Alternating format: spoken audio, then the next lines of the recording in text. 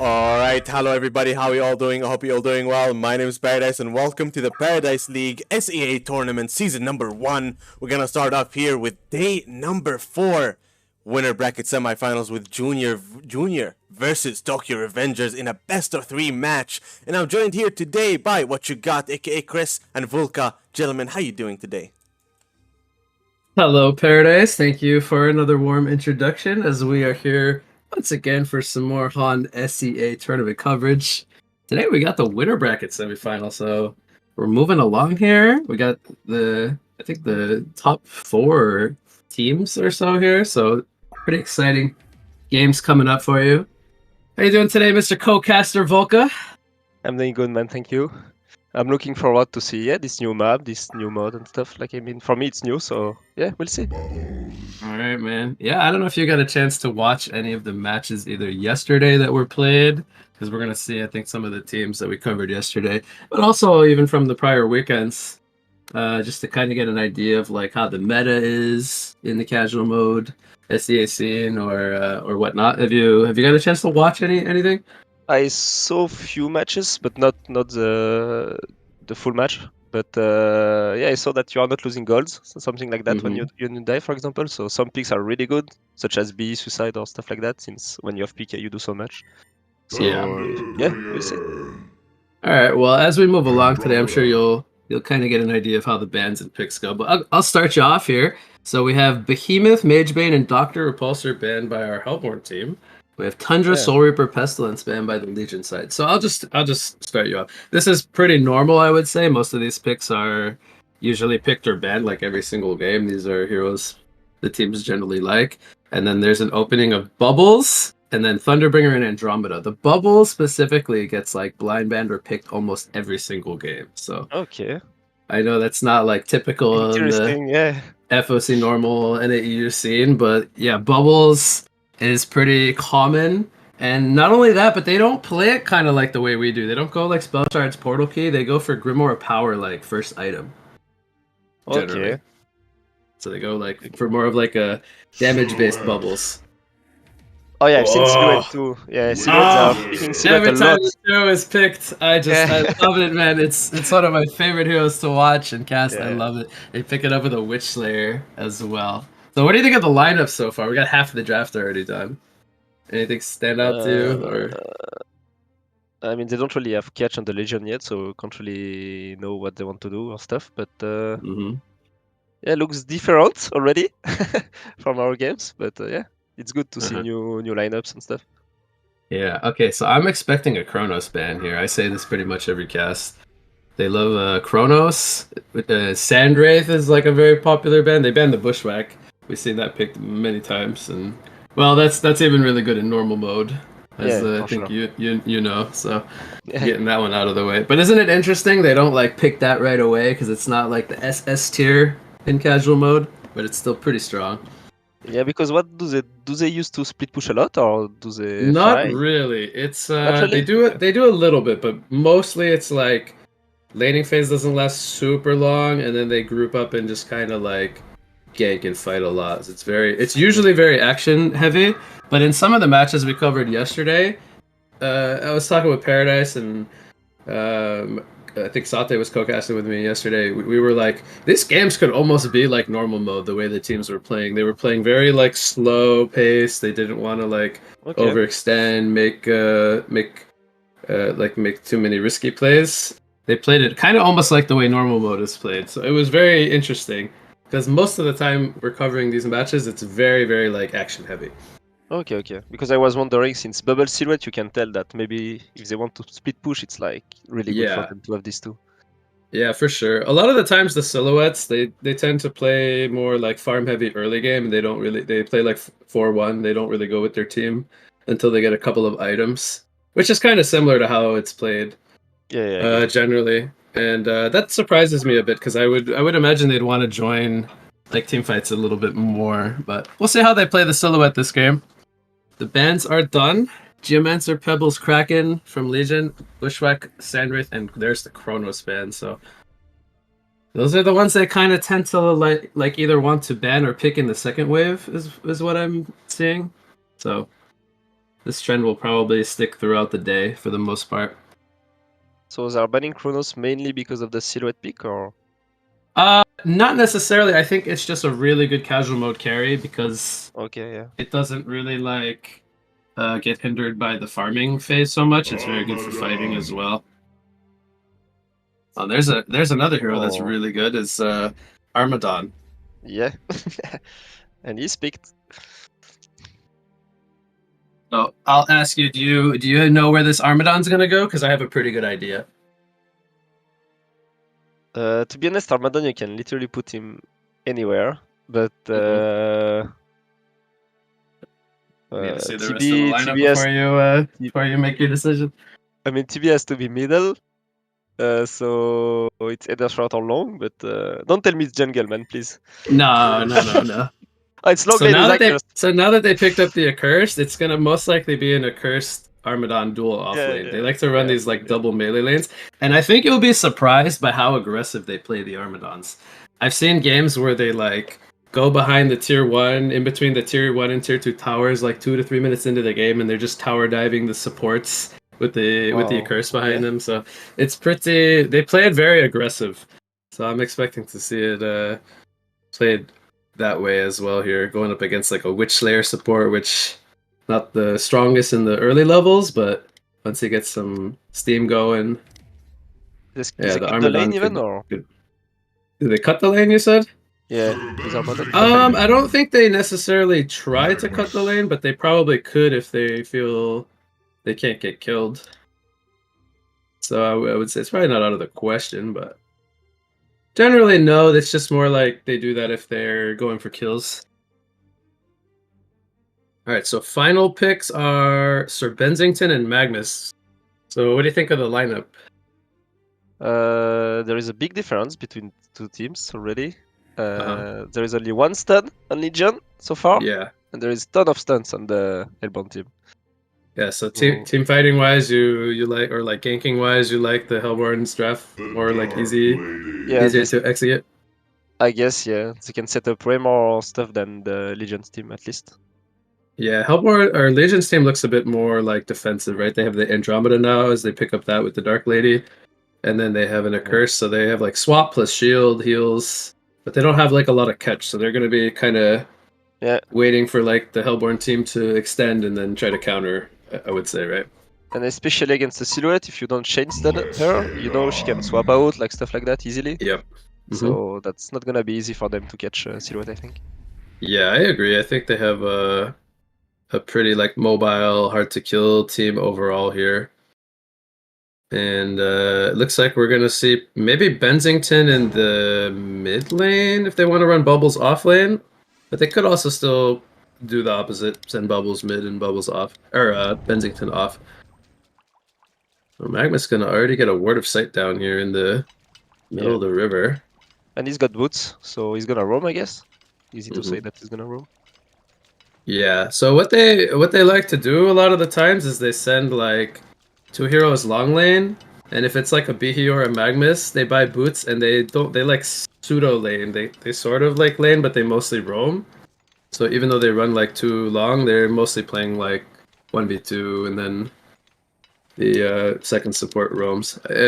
On the flip side here, Legion with the Accursed, I think we'll just mostly see him staying, laning with the Armadon and just causing pressure. So can you pull from the medium camp at the? So it's actually you're talking about the side lanes.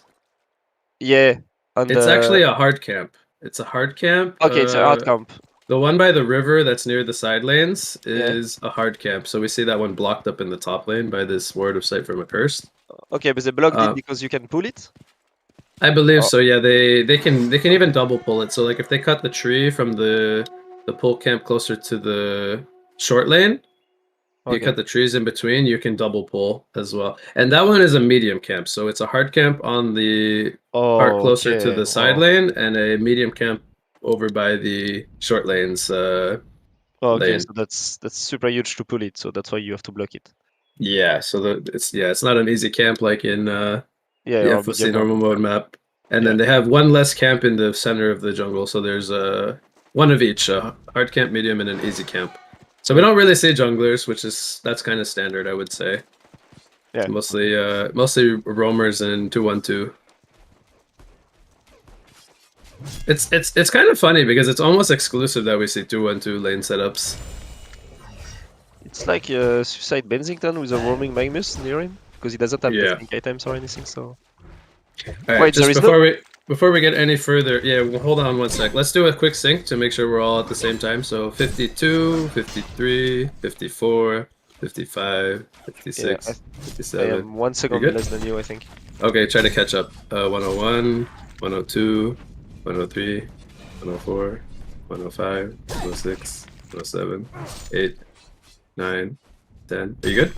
Yeah, I'm fine now. Okay. So yeah, I think you were gonna ask about orb and stuff. Oh yeah, about the thing. Okay, I read your mind. So orb is banned. They're not allowed to use it. And I would assume also Ophelia's back, mostly because I think it would be too much gold inflation with the casual mode. Ah, see, that's usual mode. Okay, makes sense. Yeah. And then another interesting thing to point out here is that the core heroes don't always buy hatchets. So like Silhouette has no hatchet. Bubbles, who's mid, has no hatchet. And he's gonna get the Bloodlust here with the roam from Magnus setting that one up.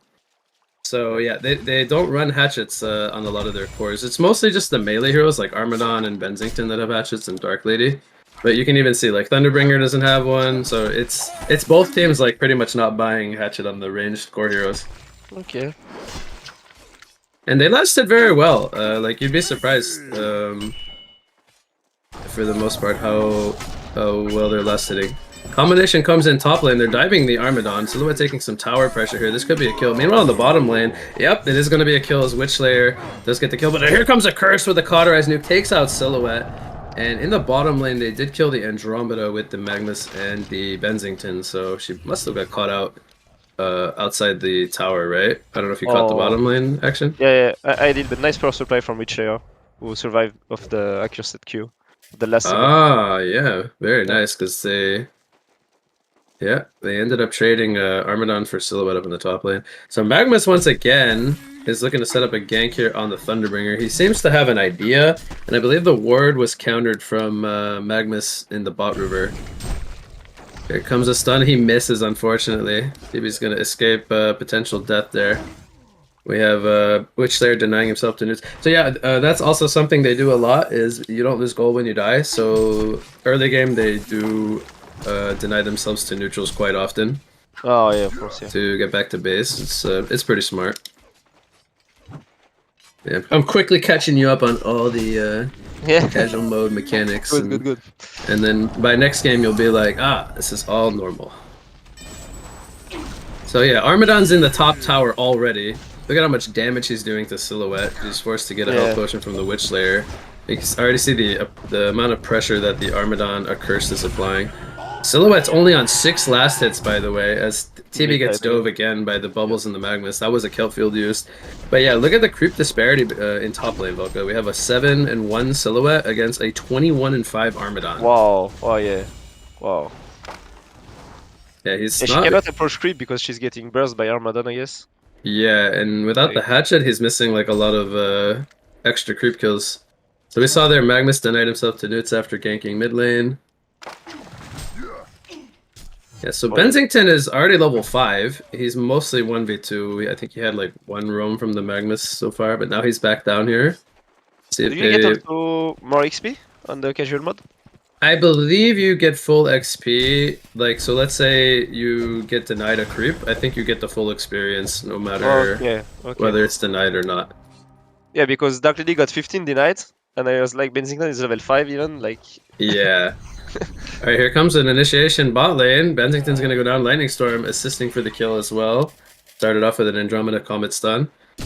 So that's the first death for the Bensington. He's only got 4 creep kills, but yeah, he's level 5. Yeah, that's why I was wondering. 5.5 actually, he's almost level 6.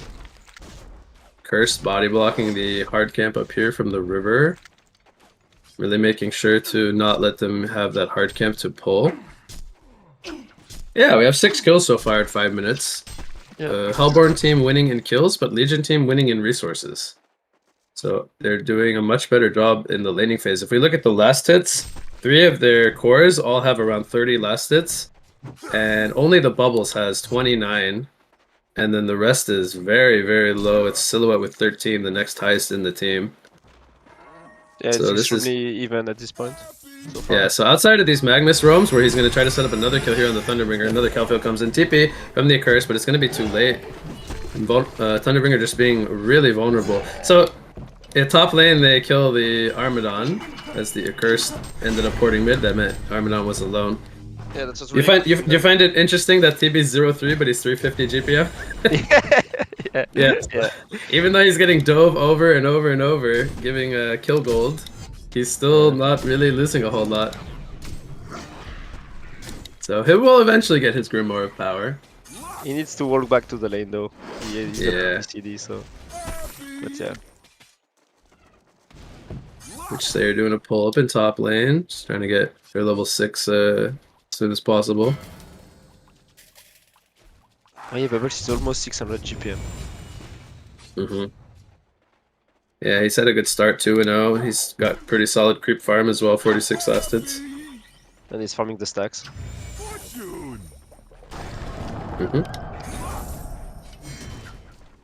Meme Tenka. I probably butchered that name so bad. Yeah, I don't remember all of their names, but I think we got to cover Tokyo. I think we covered both of these teams yesterday. Magma's Eruption comes out top lane. It's did some good damage to the Armadon. We'll take him out. Bubbles is here now. Still has the DD going. They're going to take out the Thunderbringer as well. It looks like the Legion side was trying to set up gank here, but it ended up being a 4-player rotation. Actually, I think it was all 5, right? They used the Nightfall up there as well. Yeah, that was all 5. So and then he TP'd bottom. So they responded very very nicely. GDL trying to put some pressure here on this spot lane. She's nearing the 500 GPM mark.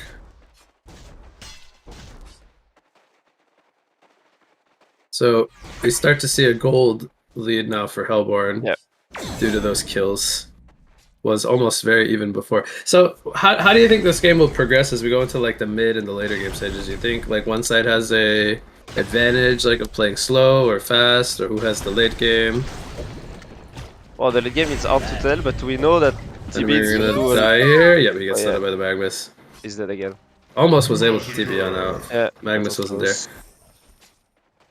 So yeah, we know that TB, even if he struggles, if he can get his few items, he can do a lot on teamfights if he doesn't die.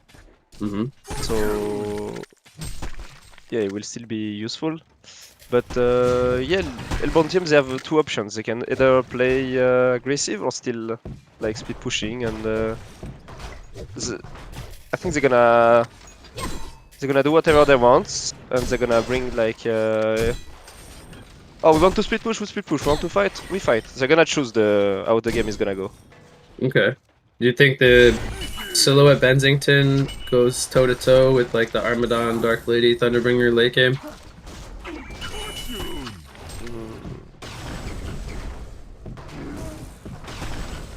No.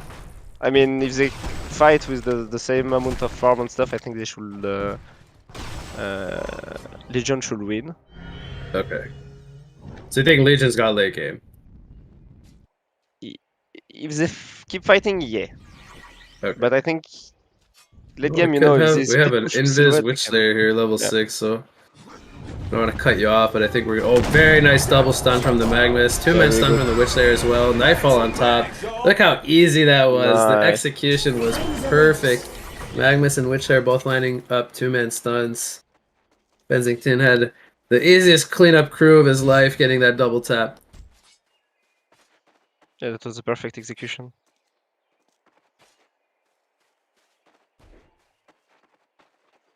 So yeah, Bubbles, Red Boots Light Brand. Yeah, that's what you said. He's gonna go Grimoire right away, right? He's getting his... Oh. 9 HP. Almost died. Wow. If only he had the Light Brand himself. The DOT would have probably taken him out. Oh, Armadon is in trouble? He has Black Helm, actually.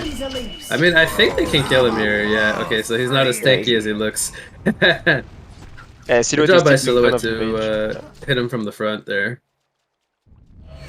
So, are you familiar with how the Silhouette players like to build? Well, looks like he's going either Ticlo or either Bones. Okay. But, So you're not familiar with how they build. but I don't know what he's actually gonna get. Alright, so they love to go Alchemist Bones, Bottle Ghost Okay. Marchers, Iron Shield's pretty normal as well, and then they go into, depending on what they play against, they either go into like a straight early Shrunken Head, or they go like Firebrand, Shrunken most of the time. They don't usually go for like Nullstone or Portal Key, Okay. at least like early, but they do buy them sometimes later on. Sometimes we just see like the straight up hard carry Silhouette, like full right click style, which I think could definitely be an option this game since they have so many disablers in the team. He might just go for a straight out like right click presence. I think he still needs... I know if he goes BKB, that's mainly only for the TB. Yeah, I don't think the But BKB I think is mostly for Dark Lady Blades this game if he wants to swap. Because yeah, other but than that, they don't have a lot of catch, so I think he can play pretty greedy shouldn't this you go game. Geo if you want to get a Geo Probably. or even Nullfire even. You can purge it, you can... Hmm. Do they go Nullfire though on this... I don't know if I've seen any Silhouettes by Nullfire. I think it's more common for them to go Shieldbreaker, actually. Because Nullfire is also good against Armadon, so... Yeah, for sure. I think they could even go like, he could even go like Shieldbreaker and Shrunken route if he wants to play like really greedy. Be like a Glass Cannon style of carry. But I'm gonna be interested to see how he builds this game. Because I don't necessarily agree that it's a first item Shrunken game. Whereas like some games you just face too many stun lineups, you have to go the early Shrunken. Yeah, he doesn't There's- have to go early Shrunken there. There's For the Cleaver from Dark Lady, 12 minutes in. She's not farming the most flashy, 460 GPM, but she's got her Cleaver being delivered. TB's got his light brand. Even Silhouette, who was struggling, he's got more GPM now. Mhm. That's surprising, actually. The Spine's doing so much damage to the Witch Slayer. He might go for a dive here on the Armadon. Mini comes out, the shield is going to explode. And Armadon is just running past the tower. There comes a Lightning Storm. Gets tickled down to 62 life on the Witch Slayer. Just unfortunately not enough damage.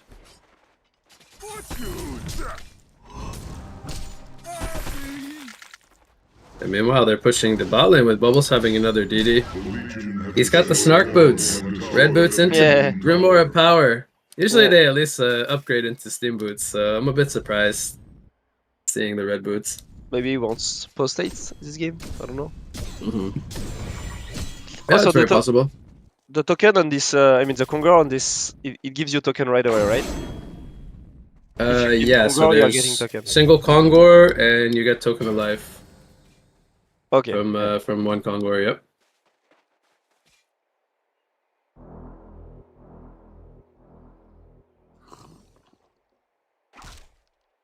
Looks like they are pushing middle, or at least wants to go all 5 middle. Yeah, Magnus has his portal key picked up. Witch Slayer very close to his as well. Red Bubbles using a Veiled Rot. He's headed toward the top. I guess he wants to check out the rune. Might run into Armadon here though. See if they try to go for a kill here. No, he's just gonna walk it off, deciding it's not worth a kelp field. Armadon is playing so aggressively. He's alone. Oh and yeah, I running mean into their moods. I mean, we've seen like time and time again they need like at least two, if not three players to deal with him at this stage. Silhouette's still not really right-clicking the hardest. It looks like she might either go... She's probably going to go for the Nullstone, I would imagine, against the Thunderbringer. But it's kind of hit or miss because they are also up against an Armadon. So it's not like the best item.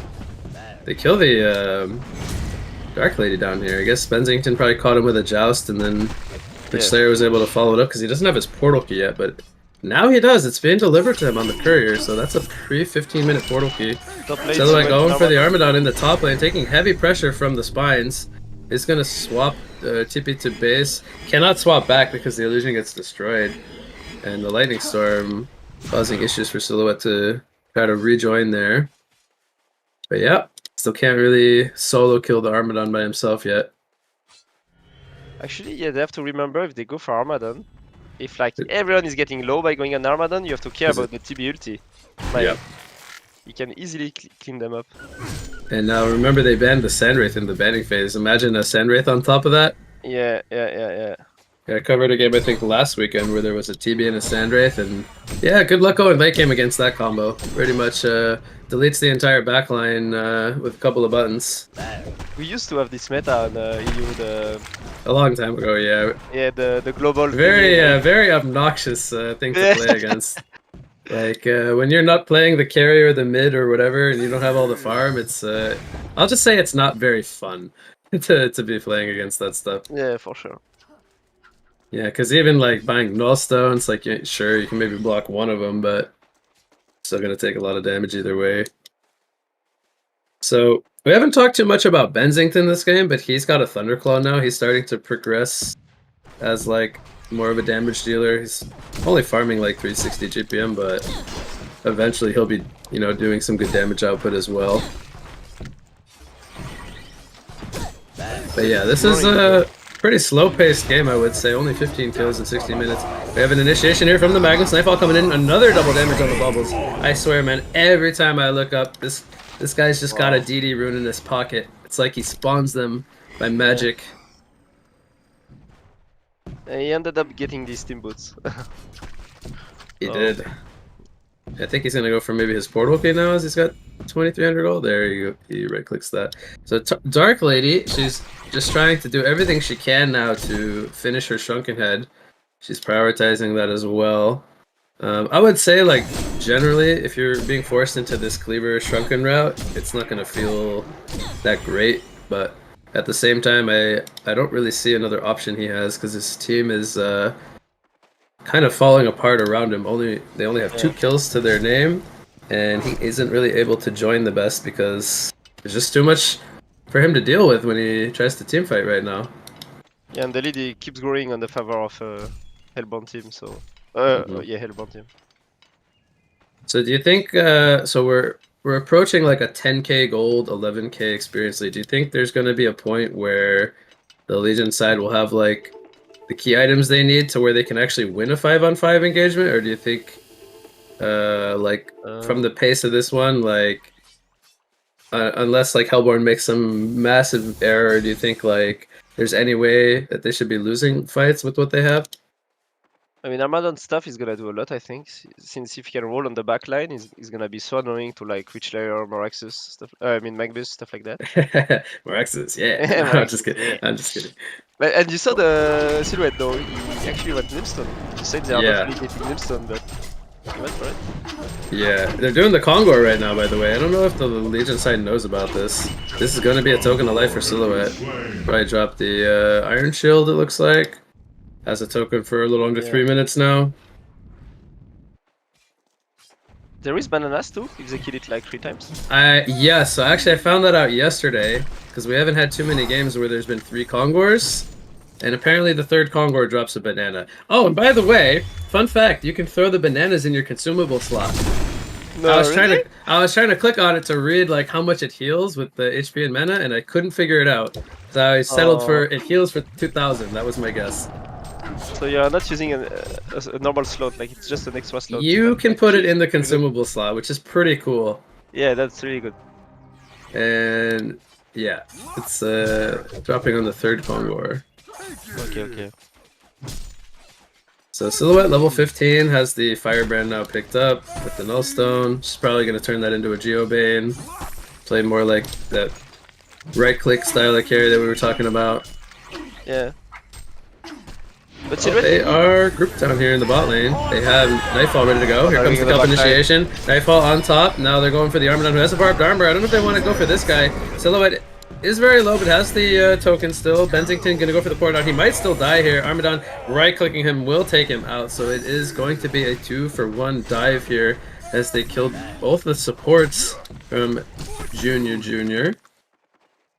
And they will actually keep their token for now. Not going to be content with burning it for 1 minute and 20 seconds. We'll see if they try to regroup and go for another engagement, or if this will just be a natural token expiration here, used to farm toward his Geobane perhaps.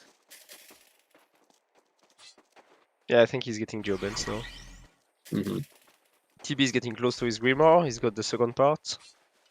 Yeah, that's going to be a huge damage boost for Legion as well. Yeah. And he's tied with the Armadon at 17%, so it looks funny, but I don't know if you looked at the damage chart. Dark Lady's only on 1% hero damage. He just hasn't been able to really fight the most this game. I think that just kind of comes down to like the nature of their lineups, but also the fact that he just can't really do a whole lot until he has the Shrunken Head against this Hellborn team. So you told me that people playing Silhouette on this mod, they tend to go alone a lot. But this game, it's more like the Bensington. Bensington is always alone by himself, but it makes sense as he can juggle with ulti. Yeah, that makes sense. I do definitely like the way the Silhouette's been playing, and I think it makes sense because they have a really good team for him to join with them as early as possible. They have so much CC for him to just run in and right click. So Magnus picks up he's 50 gold away from that. Yeah. Magnus picks up the Void Talisman, which I think is quite good this game against the Dark Lady Armadon combo that are doing the majority of their damage outside of the TB ultimate. Bensington went for full Hyper Crown, by the way, so he's playing almost like a position 1 Bensington from the long lane. Would you say that that's too greedy, or do you like the way like he's deciding to itemize here based on them already being far ahead to kind of just like push them further ahead? Yeah, I mean, if they're aiming for late game, I guess that's the right choice. They're smoked up in the Legion's jungle here on a couple of players. They're running right past the smoked up Dark Lady. Oh man, if he wasn't smoked up, that could have been scary. He's gonna go in on the bubbles here. Silence comes out. Needs a couple of more auto attacks. He's trying to juke in the trees. There comes the nuke from Thunderbringer. And that will be a kill on the bubbles. The yeah, really good kill. 800 golds. Yeah, that was a kill streak as well. So Dark Lady probably gonna get to finish her Firebrand now. Meanwhile, in the bot lane, they take out the tier 2 tower. It looks like Silhouette's going for Shrunken and not going to go for the Geobane. Top lane. Armadon's all by himself here, 4-on-1, in no man's land. Can't really go for a port out. He's going to get taken out here by the Silhouette. He will fall. They need so much to kill him. Wow. He tanked so much damage, right? Yeah, good deny from Bensington.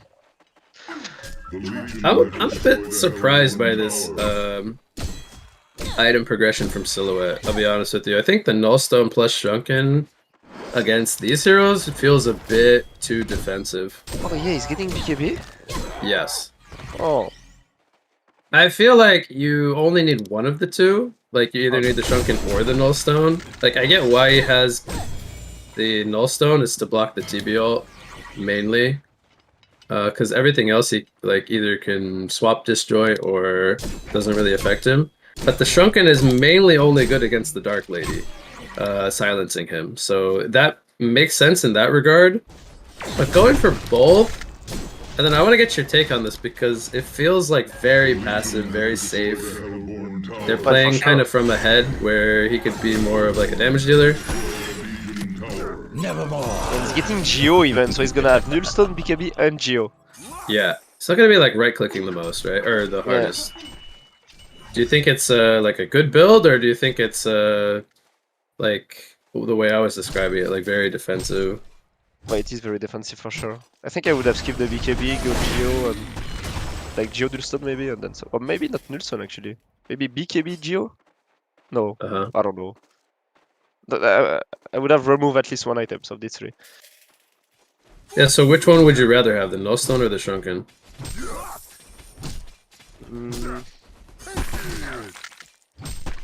I personally wouldn't mind the TB ult hitting me. I would be more worried about the Dark Lady blades stopping me from swapping and grappling and everything.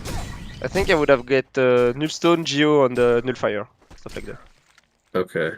Because Nullfire with Geo, you can do so much. You can purge the Barbed, you can drain Armadon mana, and you can purge also Dark Lady Blade. I feel like it's really good item this game. He's chasing the Armadon up here, but he's gonna roll into the trees and TPO now, so that I can't necessarily follow that. Perhaps got a little bit too hasty there as Bubbles was coming in with the Veiled Rot. Staff on the Bubbles, by the way. Oh, So, yeah. So there is one Shrunken Head on the Dark Lady where this will be kind of useful if he catches him before the Shrunken is used. Follow up, so question here. Do you think he'll upgrade... well, he's got 3 choices. The Witch Slayer, the Bensington, or the Magnus. I think he'll... be the Bensington. Bot lane. Thunderbringer Lightning Storm comes out, gives them the info. Dark Lady jumps in, and Bensington is no more. Yeah. I think if you upgrade someone, that has to be Bensington, right? I believe it would probably be the best of the choices because he's very farmed. No, don't forget Magma's staff got buffed, right? So he gets the stun effect after the pulses go off. Yeah, and then the Witch Slayer gets a superior ultimate, so he can ulti the TDL when she's got Shrunken on, for example. Exactly, yeah, exactly. So that's why I wanted to ask you, who do you think would be the most valuable staff? Because I think they're all somewhat good, and he did just buy the Legacy, so you have to tell me right now, before he upgrades someone, who is it going to be? Come on, you got 3 choices. Alright, Bensington. Alright, I'm going to also say that I think it will be Bensington. Mostly because he's having the good game. He's got the farm. Yeah, so he's going second carry road, so... Yeah, and it is going to be the Bensington. Nightfall coming in top lane on the Armadon. He's going to roll into the trees. He's going to go for the portal. See if he goes for the Joust stun. Come on, go for it! Oh, he didn't go for it! It wasn't cooldown. It wasn't cooldown. Oh, it was. He had 2 seconds cooldown or 1. Okay. Fair enough. I missed the cooldown. So he couldn't use it. Not that he didn't try.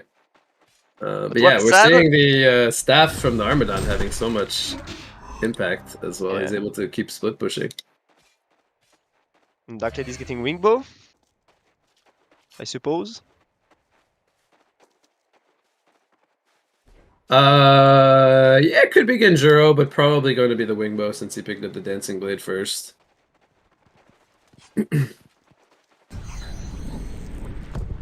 Lightning Storm comes out. Was this a scouting Lightning Storm, it looks like? Yeah, it looks like it.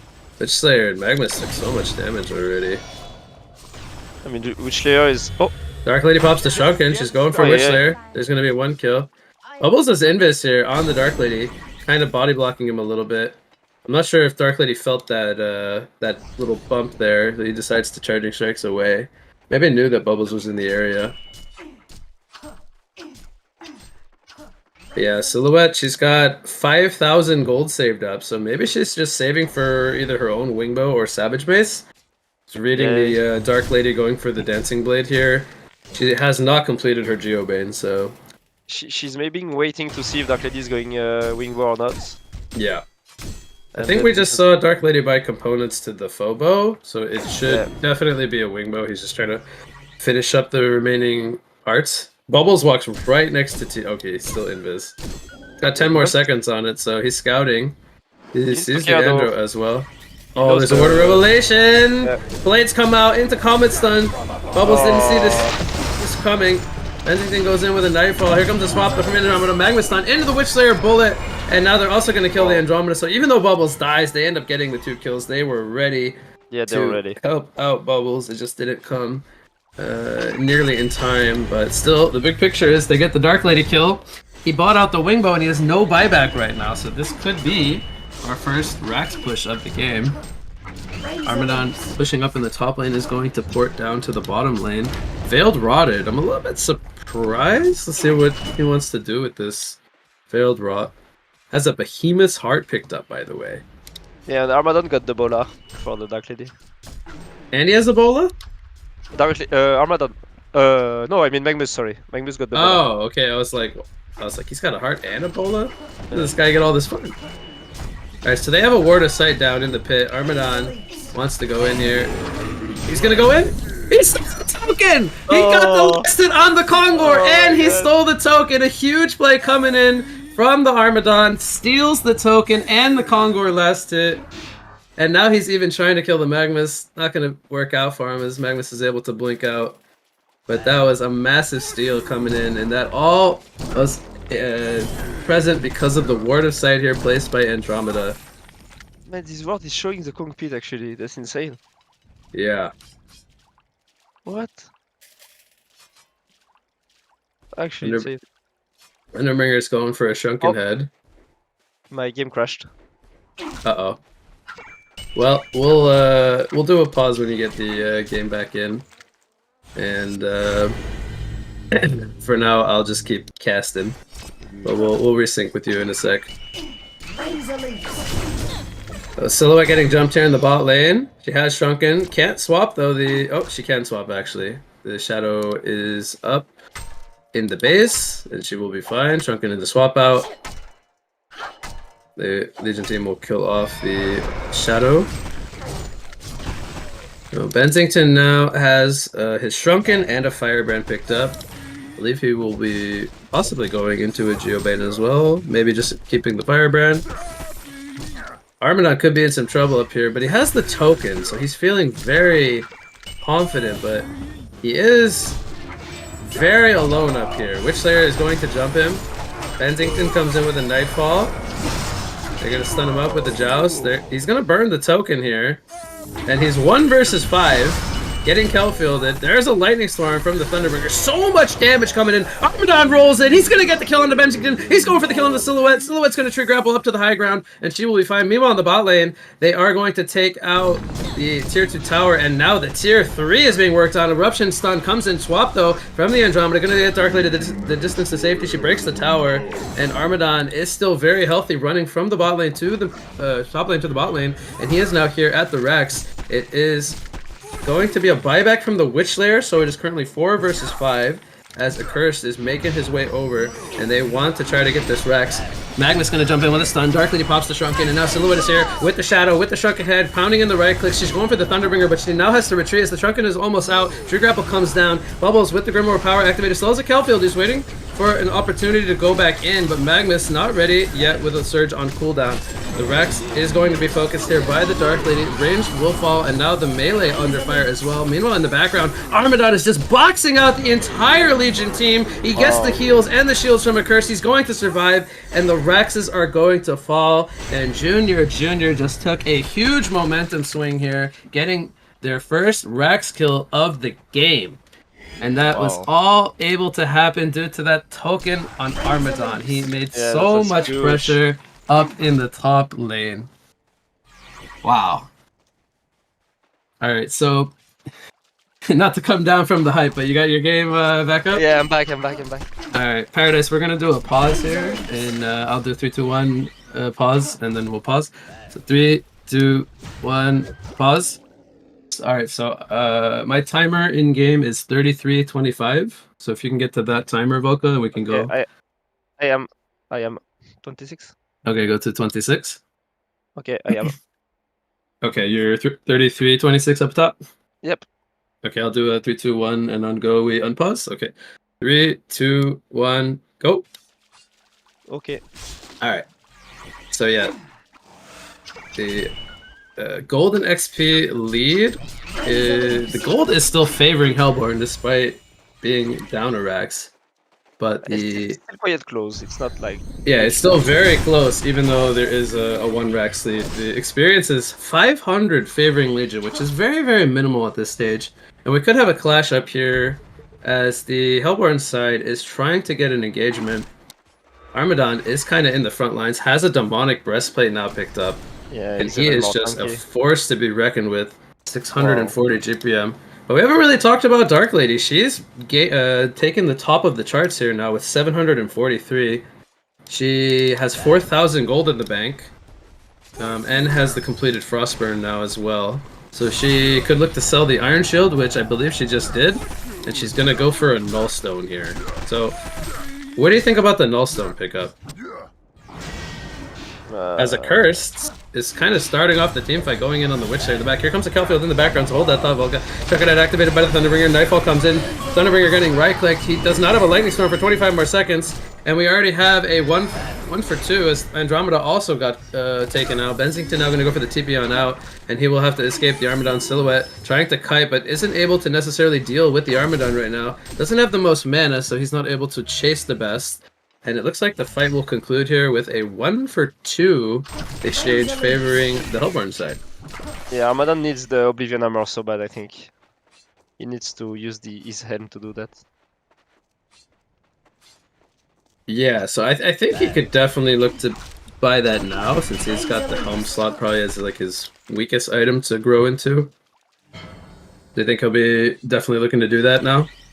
Well, I think he should. Because usually when he goes on someone, like Silhouette, he can escape on stuff because he cannot bash. And he can even roll. Elbill comes out here on Dark Lady, pops the Shrunken Head though, he's manning up on the Silhouette. Silhouette pops the Geobane, huge damage coming in though, Andromeda with the swap. He's going to sacrifice himself. TDL wants to get back into the fight. They are going to kill the Silhouette here. That's the Shadow that's going to be taken out. And that is a big kill because Silhouette doesn't have a buyback, only on 1900 gold. I'm actually not quite sure how much you would need, but this could be another Rax attempt here. Benzington's going to go ahead and buy out a Brutalizer as he probably feels he's going to need all the items he can have for this next fight coming up. So, do you think they'll try to fight this with Silhouette dead, or do you think, well, there comes a Magmus Eruption. The portal key was stopped by Armadon as he pushed forward into the base. So, not going to be able to line up a portal key stun. And Benzington, he's trying to deal with this Armadon, but as we can see, he's just tickling him down. They are going to get the melee racks, and now they're thinking about maybe going back in. Cover of Darkness comes out. They're not really looking to go in just yet, though. Thunderbringer again without a Lightning Storm, 27 seconds. They're just letting Armadon hit the range racks, and he will take it out. So this will be the second racks of the game. Our Curse pops the ultimate. There he has the staff, so even though he got miniaturized, he's able to remove it. And Witchslayer just jumps in and ends up dying. So, again, another big momentum swing coming in for Junior. And 2 Raxes now is going to be really hard for Tokyo Revengers to try to come back from. They're going to need a very good team fight to kind of swing this game back into their favor. But before that, yeah. They have nothing that can deal with Armadon right now. Silhouette doesn't have damage. Benzington doesn't have damage. Silhouette's going for the curse in the background. Almost takes him out. Shrunken is activated. Armadon, though, Half-Life with the barbed armor applied. Tries to get out of the tower range as he was tanking the brunt of the Hellborn team at the base. And it looks like Junior will just do a reset here. Regen on up before they try to take their next team fight engagement.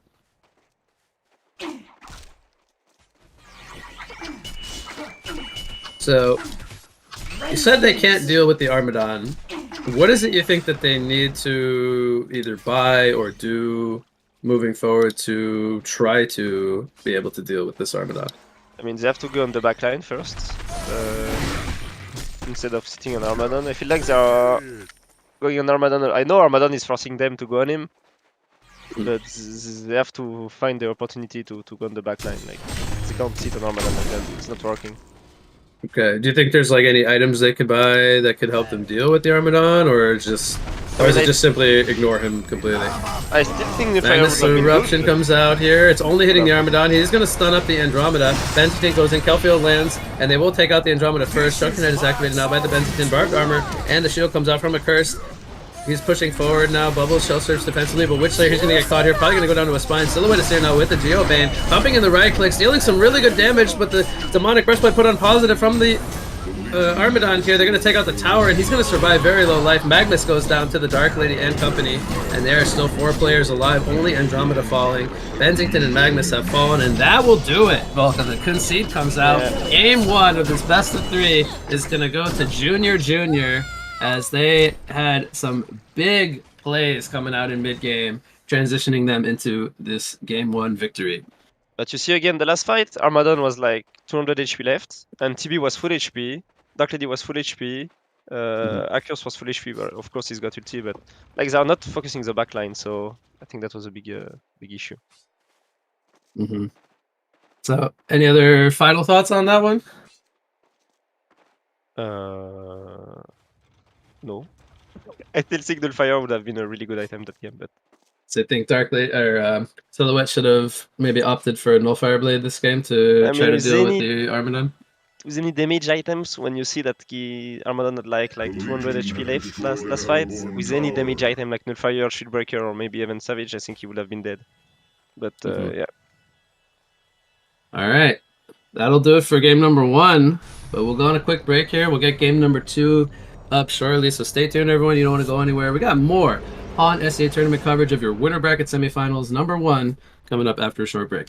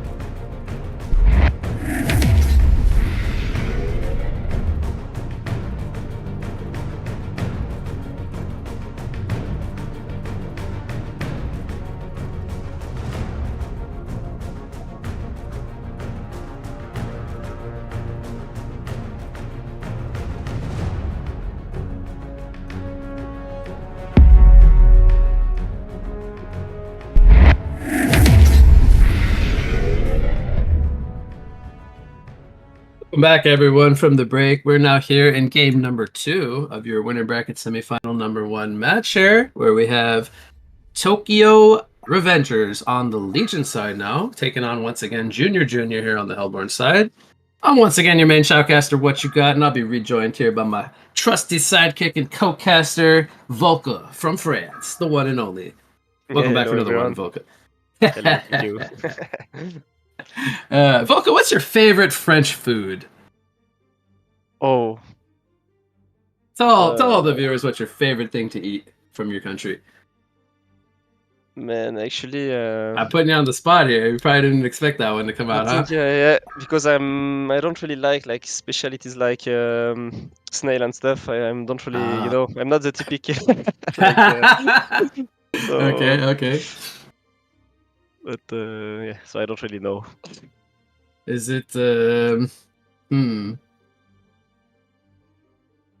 I don't know. I couldn't even think of something to suggest. I was gonna be like, is it this? And then I just can't think of anything. I think there's many French dishes, but I don't know the.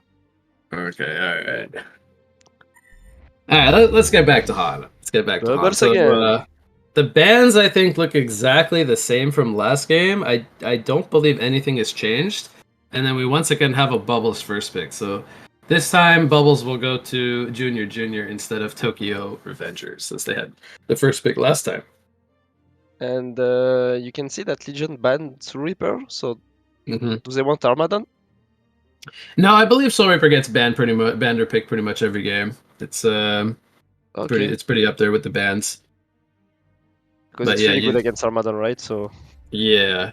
So you're thinking we'll see another Armadan pick this game?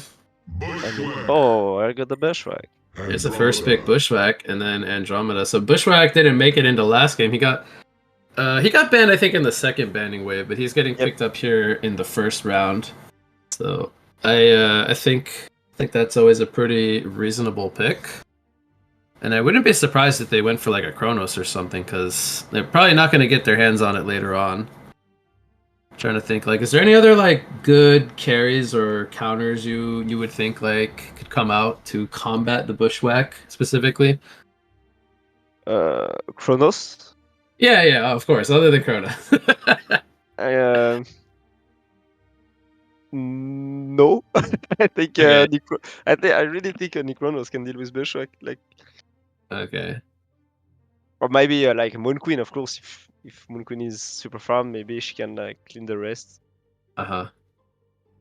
So I don't know if you saw, but there was actually a balance patch note that was dropped, I think, yesterday on the Discord. So we're actually going to be having a pretty big patch coming up. I think the beginning of next week it's scheduled for. Have you gotten a chance to look at that? No, I did not. Okay, so there are going to be some Bushwhack nerfs.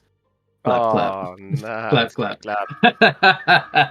I'm tired of this freaking hero, man. Get it out of here. I'm tired of seeing Bushwhack. Oh man.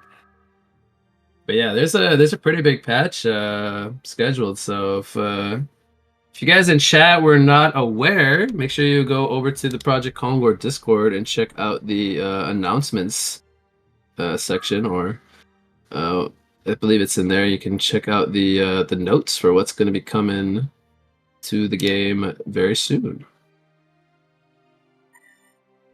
So back to the game, though, we have a Fade and a Polywog Priest pickup. So we have not really seen a whole lot of Fade, but I could definitely see this hero being quite good as like a roamer, being kind of disruptive, like early and mid game. Like once he starts getting some levels going, probably not in like the super early game, but more so like level 6 and beyond. And so where do they lane Poly? Because Poly used to be middle in UNA. It's usually position 5. They run hard support Polywog. Oh, isn't that super weak? It is, but you have to also keep in mind that this is casual and the levels come in rather easily. So similarly to how they had a Witch Slayer last game, they played more or less the same way. It can do bad early game. It could feed like a little bit, but once it gets levels and gets a PK, it's very strong for like initiating. Usually they pick it up in response to like the Bubbles and the Magnuses and all these like slippery heroes that they like to run Geomancer a lot, but As you can see, they ban that hero almost every second banning phase.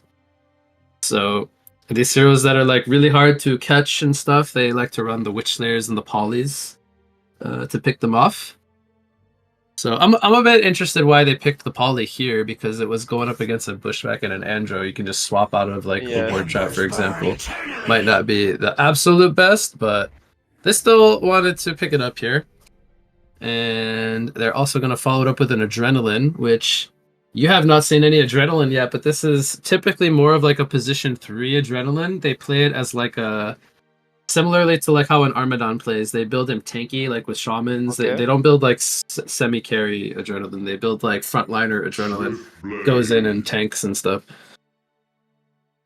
So looking from their picks as they now finish it off with a Swiftblade, which I don't know if I necessarily like that against the Bushwhack. I think we're going to see like a Adrenaline with a Fade like Boots roaming long lane, and then the Poly with the Swift top, and then the Bubbles mid. That's what I'm assuming. Yeah. Will happen for Junior. What's the idea about the Bramble? It's because of the bubbles? They want something that you cannot escape, stuff like that, or?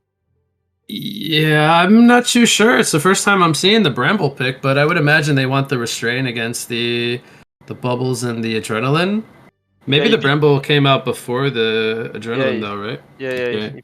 They picked it up before the Adrenaline, but So yeah. maybe they felt like it's a good way of dealing with the Bubbles, so he can't shell surf away.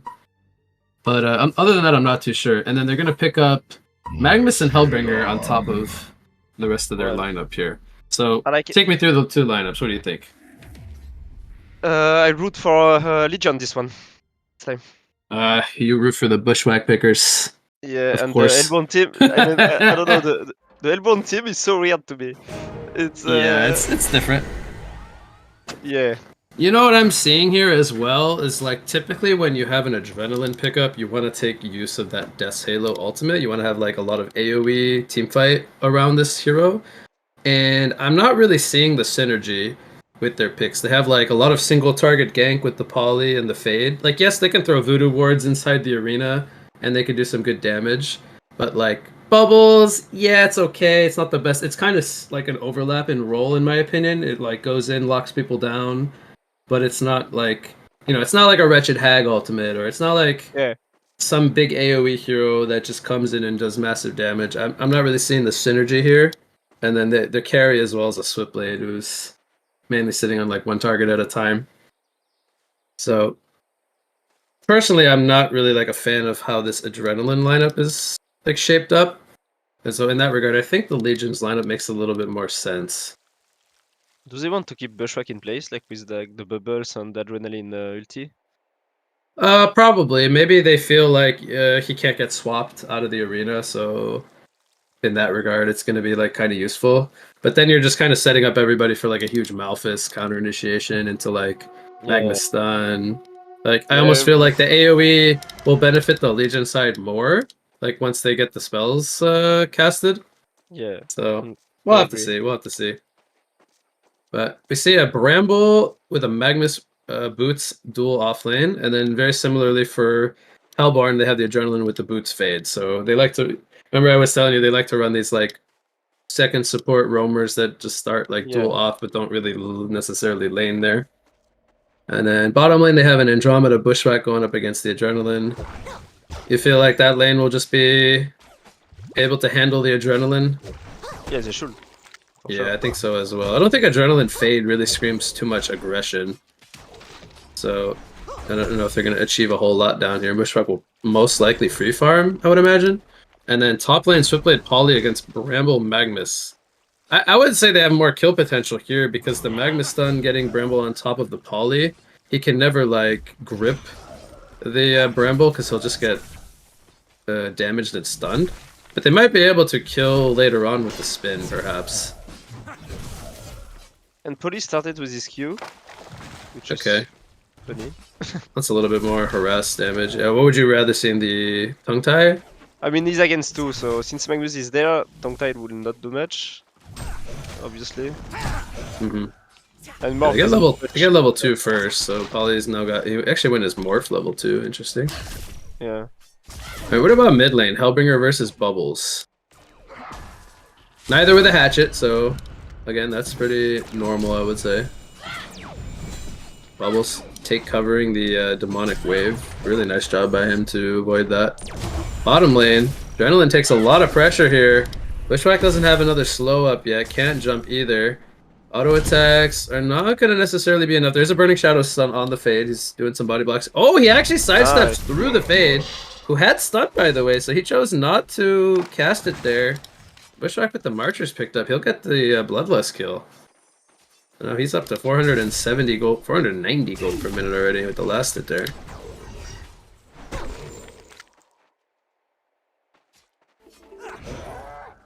So yeah, what do you think about mid lane, Hellbringer versus Bubbles? Even matchup, I guess, no? Okay. Even matchup. How's the creep farm going? 8 and 2 Bubbles against a 11 and 6 Hellbringer. So Hellbringer's got 6 denies. They get 7. Not gonna stop the XP, but gonna deny the gold. Yeah.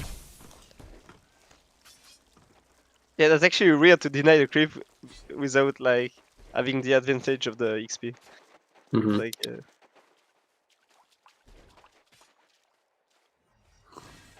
Because in that case, you don't have to deny it, actually. You just have to make sure you fuck up his last hit, right? Yeah, that is true. And doing some pressure on Adrenaline bot lane.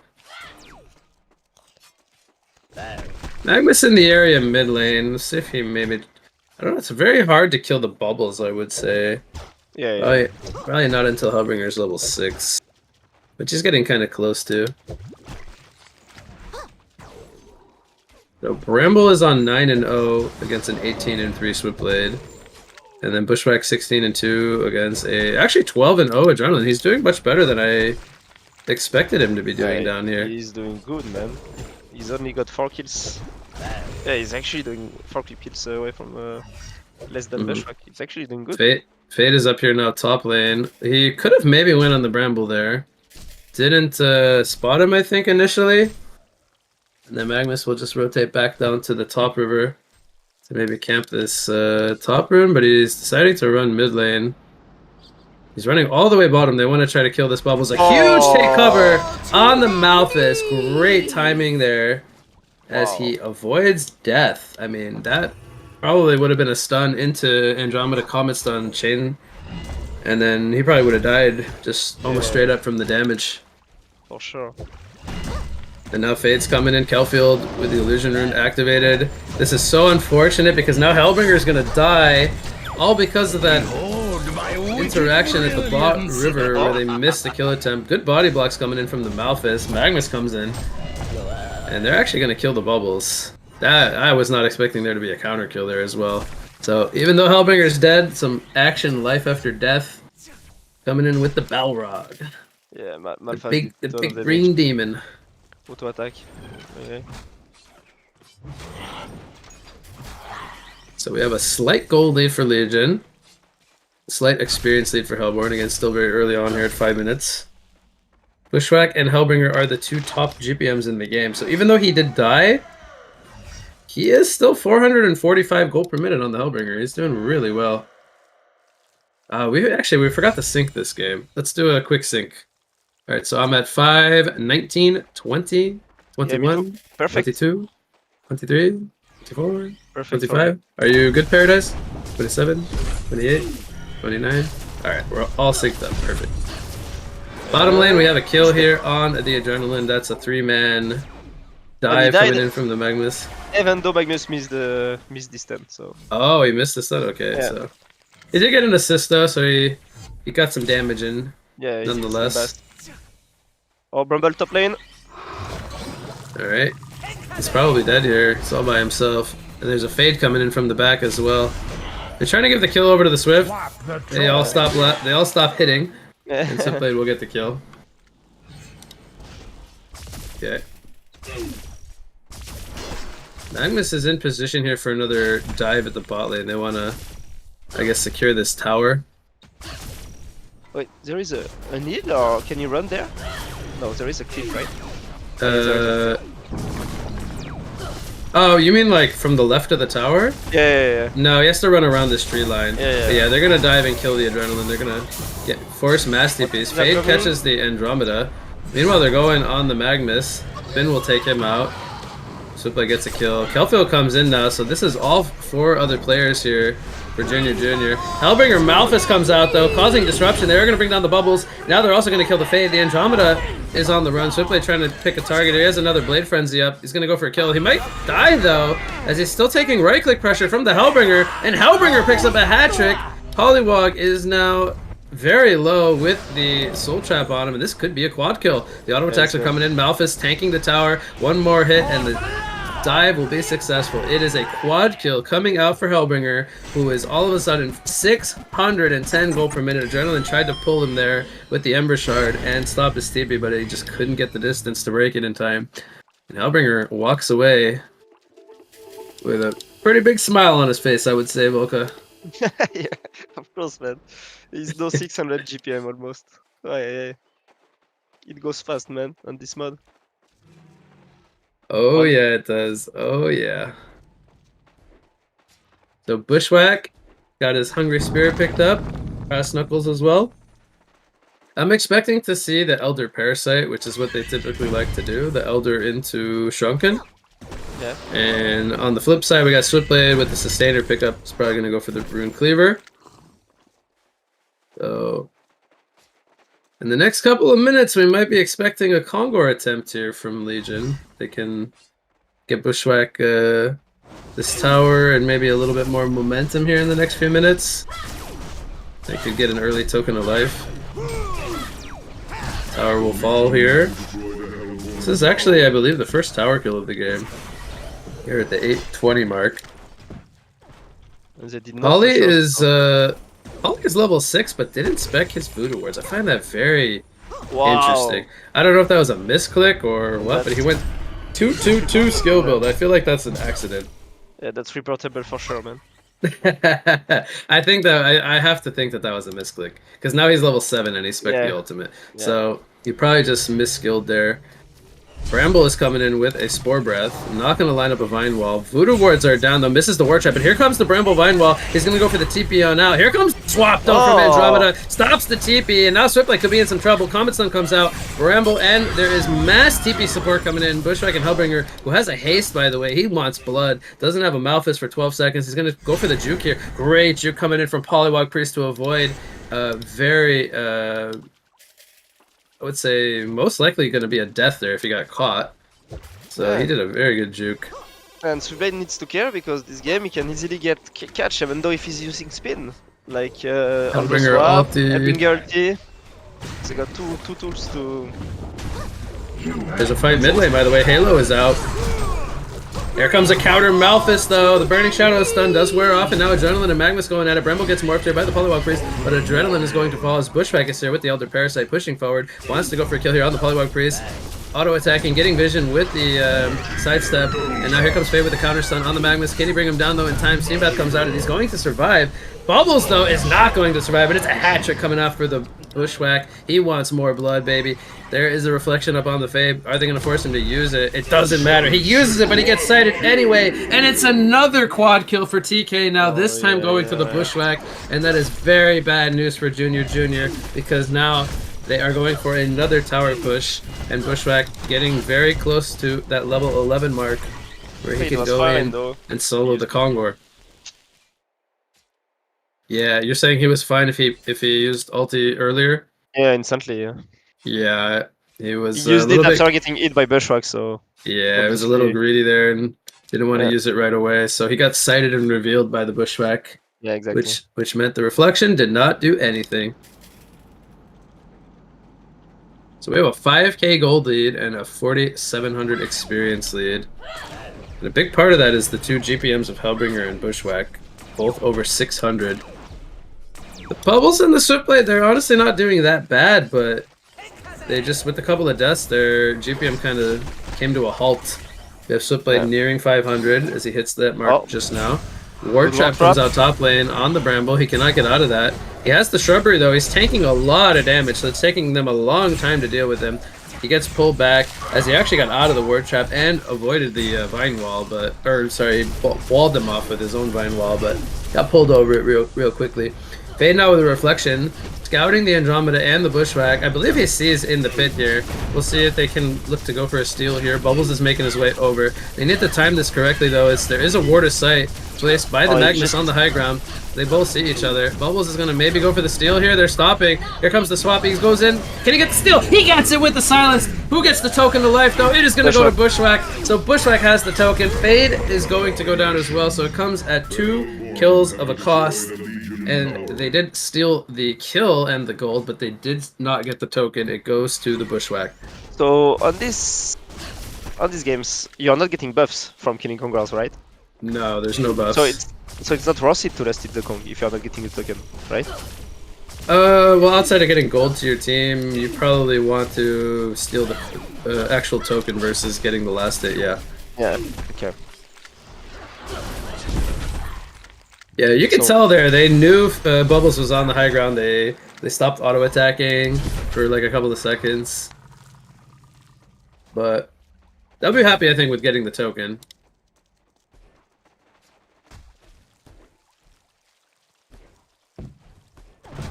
So we got the cleaver finished. It's going for what I believe will be a firebrand now. Bushwhack's getting close to finishing his Shrunken, needs about 1k. And once he has the Shrunken, it's going to be pretty hard for them to deal with him. Outside of like Swift Slashes, maybe it can do some good damage. Yeah. They couldn't kill him before he got the shotgun, so after it's gonna be even harder, so... Yeah, he's 8-0, he hasn't even died this game. Yeah. There's the portal key pickup on Magnus. Hellbringer, by the way, has a Staff of the Master already.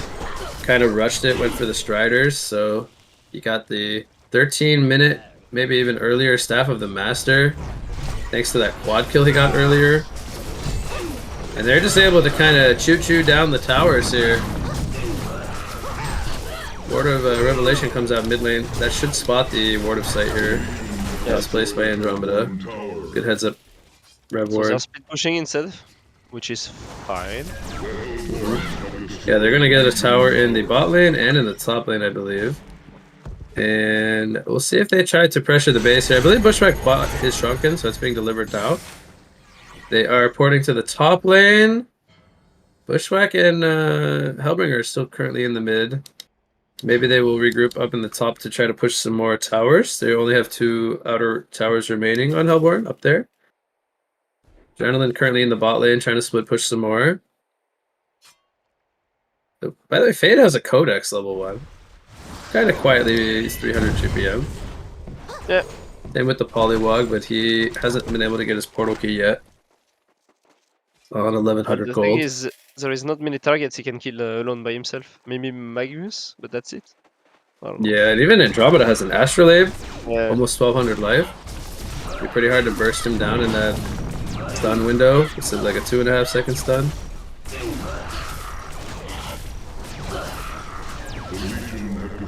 They're gonna get the tier 1 top tower now.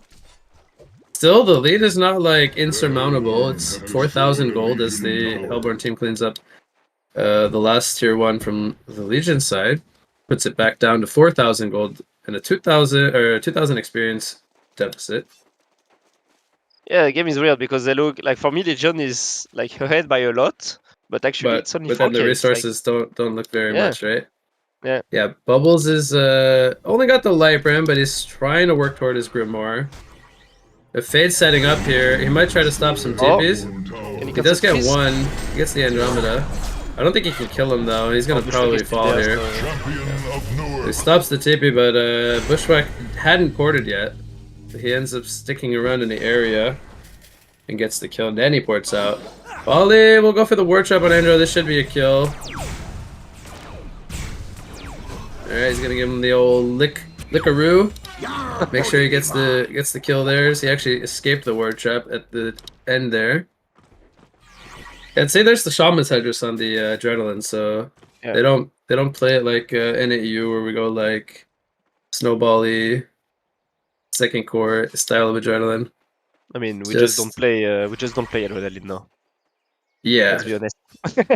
Yeah, but when we did, it was like mostly what Dawnbringer builds and stuff, and like tanky build, like damage output builds. Yeah, but this is pre-nerf. No, it was before the nerf. If I'm probably, yeah. Now it's like they just go barrier riddle on this guy. Yeah. And stuff. Ollie's about to have PK. Hits 3 gold. There it is. Should right click it. Gonna be a pretty big pickup for him. Bubbles needs Grimoire recipe. Oh, fade. He's scouting the way. He's got the level 2 reflection now. That's a bit longer. There are water revelations down here. He needs to be careful. He's trying to hide in the trees. Spots the Magmus out. I think he sees the Andromeda now as well. Should see everyone other than the Hellbringer who smoked up. And he's got 15 seconds left on this reflection. I don't think that they will look to engage here. He's just going to maybe cut the wave.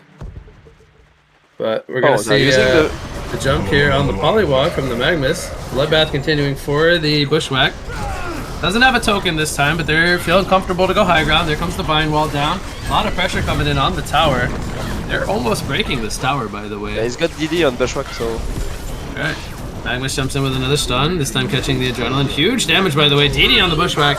And there's a Malphus in the background stopping the bubbles from going in and initiating. Fade is going to fall, and it's falling to pieces now for Junior because the Raxes are exposed. Switchblade is here now, looking to try to defend here as the Grimoire gets finished on the bubbles. They will retreat on the side of Tokyo Revengers. Happy with the tower kill. They burned 3 ultimates, and Adrenaline guessing there with the Halo, not going to connect, unfortunately.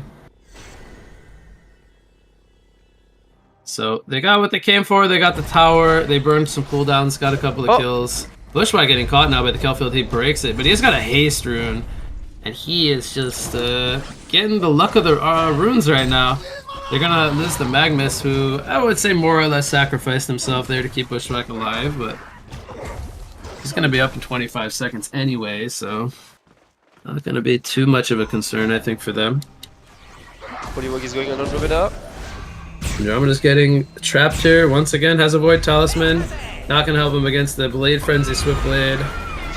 Maybe would have tried to go for a TP on out, as there wouldn't have really been a way to stop that, actually, since Polly used all the disables, but Blade Frenzy goes through Void Talisman.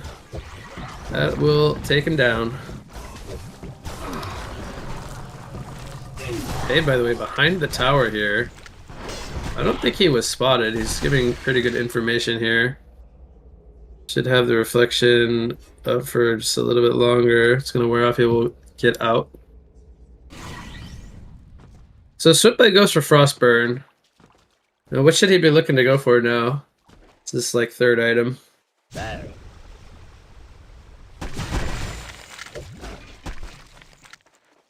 I think he needs maybe Brutalizer, no? Something that can deal with Bushwhack if he competes or if he sits on him. I don't know. Okay. It's hard to tell. He's actually the same GPM as Bushwhack, so it's not like he's far. I mean, farm-wise, but... And Bubbles is literally tied with Hellbringer as well. Yeah, look at the gold lead. It's like the same. So... yeah, they managed to... And Swiftblade's even 2 levels higher. He's got the level 3 ultimate. They got towers too. They managed to push. I'm noticing that the Legion, they group together a lot more, which is why Hellborn's got a bigger experience lead. And I think that's mainly due to the Fade, but it's interesting because they can't really die solo to the Fade either on most of their heroes. But this is another DD Bushwhack. He's got a Shieldbreaker level 1 picked up. He's got DD for 35 more seconds, and this is going to be a range Rax dead. TPs are coming in mid lane. Malphus comes out onto the Adrenaline and the Fade, as Magmus was here as well for an initiation. Spore Breath will stun up the Adrenaline. He's going to get Magmus Lava Surged again. They're going to get 2 kills. Meanwhile, at the Hellborn base, Bushwhack gets a kill, but it's going to come at his life. Taking out the Polywog. He gets caught here, I believe, by the bubbles.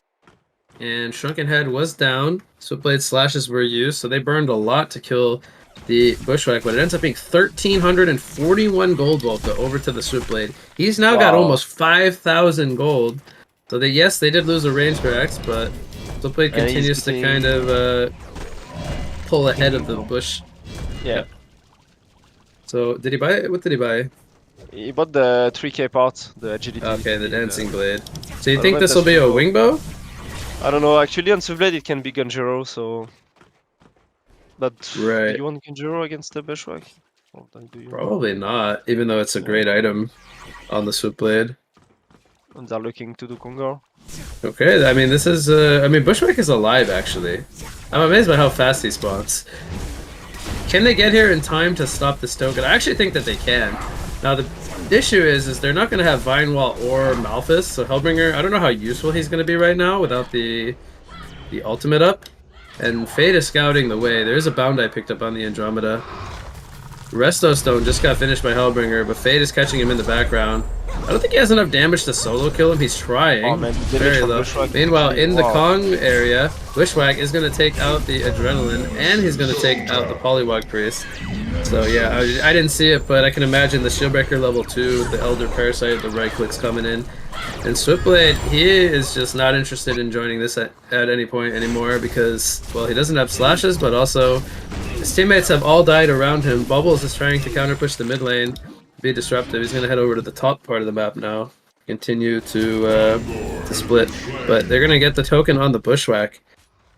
And that was a relatively easy defense coming out from Tokyo Revengers. I gotta say, I thought the Hellborn side would put up a much better fight than that.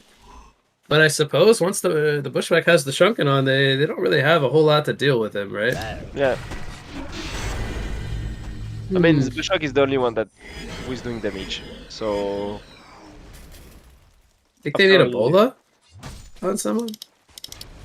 Well, yeah, Bola is always good against the Bushwhack. So who should be the one to buy the Bola? Should it just be the Swiftblade? I guess, but it can be also the Adrenaline. I don't know if he wants Bola though, but. Initiation not happening here.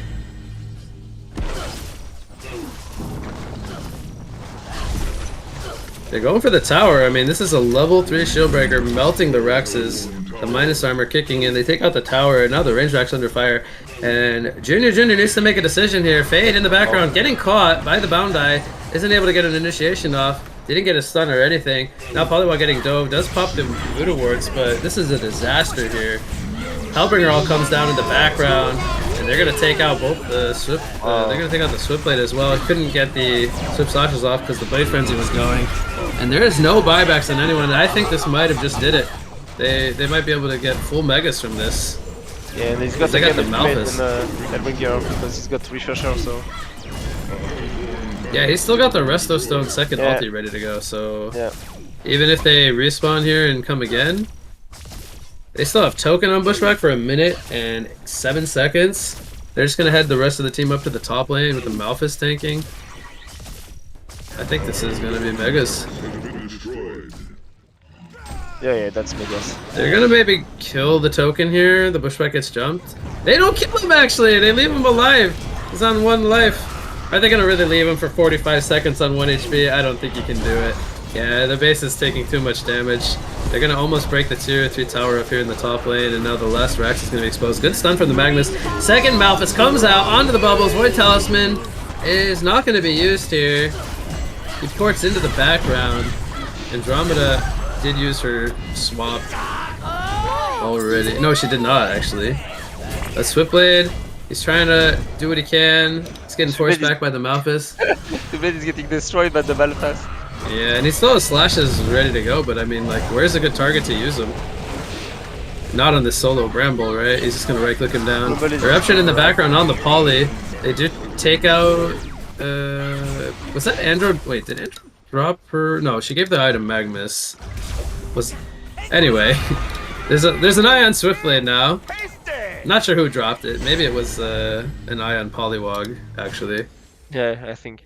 But they got the melee racks, by the way, so there's literally 1 ranged racks left up in the Hellborn's base. And I'm gonna be honest with you, I don't think there's any way that they can hold this last racks from dying. I will be very surprised if they could come back from 2.5 Raxes down without having any themselves. Ending some miraculous comeback. The Newerth CC, right? They do sometimes, but usually no. I would say they keep playing. I mean, I guess it's still winnable. Like you just have to win some fights. Oh, for sure. The game's not over yet, but I would be very surprised if they're able to turn this one around. Double Malphus is up in 20 seconds, so they just need to kind of be a little patient here. So Hellbringer doesn't have to use his Resto Stone 15 seconds early. And Swipblade just bought an Elder Parasite, so he's buying kind of like the cheaper items to just kind of bulk up his DPS right now. Not where you really want to be. Andrew's going to swap aggressively onto the Adrenaline. Adrenaline was just kind of hanging in the area, like, off by himself. Man, I don't know if that was kind of like a little lapse there. Not really paying attention to his teammates' positioning, but that's a good swap coming in from the Andro. They're going on the Swipblade here. Stormspear comes out. Polly going to counter jump, but there's the Malphus breaking the channel. And Swipblade going to spin and run away. Polly is going to go down first. Shrunken Head activated by the Bushwhack. And now Andro in the background catching the Swipblade. Counterattack is used. Magnus gets stunned up by the Fade. And the Bushwhack gets melted. Swift Flashes come out. Second Malphus, though. Is it going to be able to deal with the Swipblade? It looks like it will. Fade also getting Demonic waved up. He is probably going to fall here. So even though they got the Bushwhack kill, he's going to buy back. Same with the Magnus. They want to just end the game right now. Yeah, there goes the And it looks like the concede will come out. That will be game number 2 going to Tokyo Revengers. And I believe we're tied up 1 game apiece. So that means we are going to a third and final game here of our winner bracket semifinal number 1. So any final thoughts there on this one, Volka? No, I knew it, man. I said Legion's gonna win. Caster always knows best. Alright. Alright. So that one was a little bit shorter than the first game. But we are now tied. So we will be right back. We'll take a quick break here. We'll get game number 3 ready for you after a short break. Stay tuned, everyone.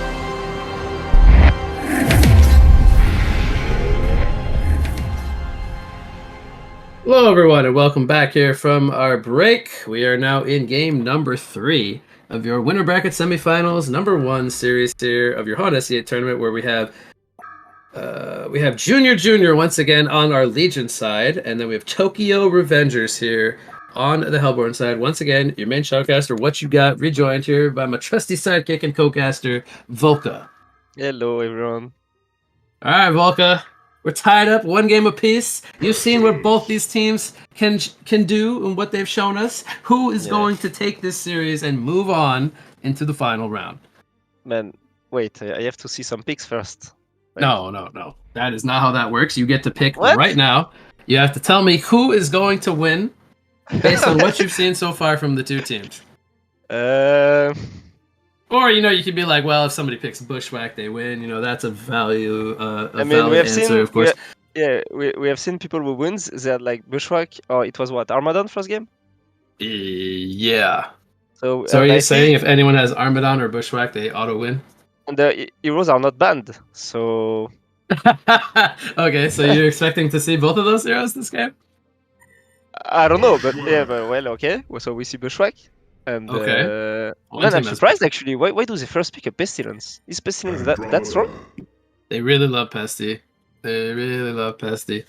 But they prioritize the Pestilence over than Bushwhack, for example, or I suppose so, and I mean we saw the bubbles finally get banned this series, so that I think the bubbles ban replaced the Pesty ban, and we've been seeing bubbles get first pick like every single game, right? yeah. So But he's losing every time though.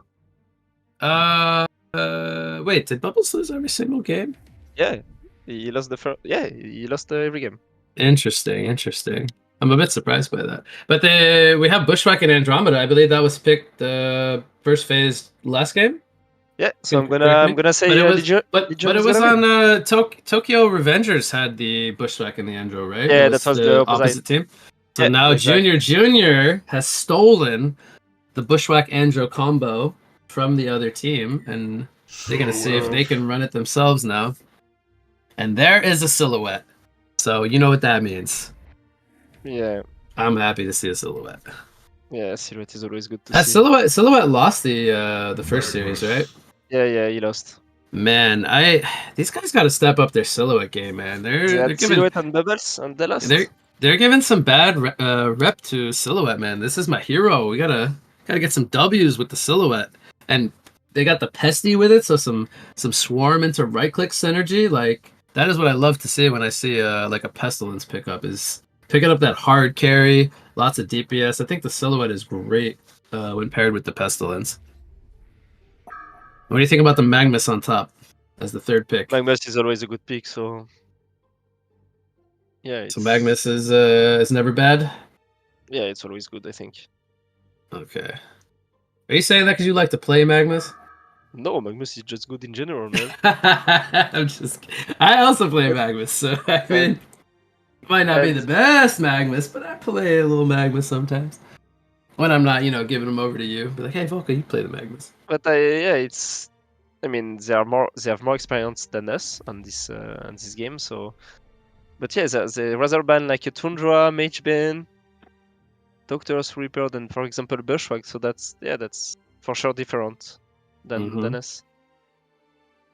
Second banning phase coming out. We're almost done now. We have Witchslayer, Bramble, and Vindicator banned out by Legion. And then we have Hellbringer and Accursed.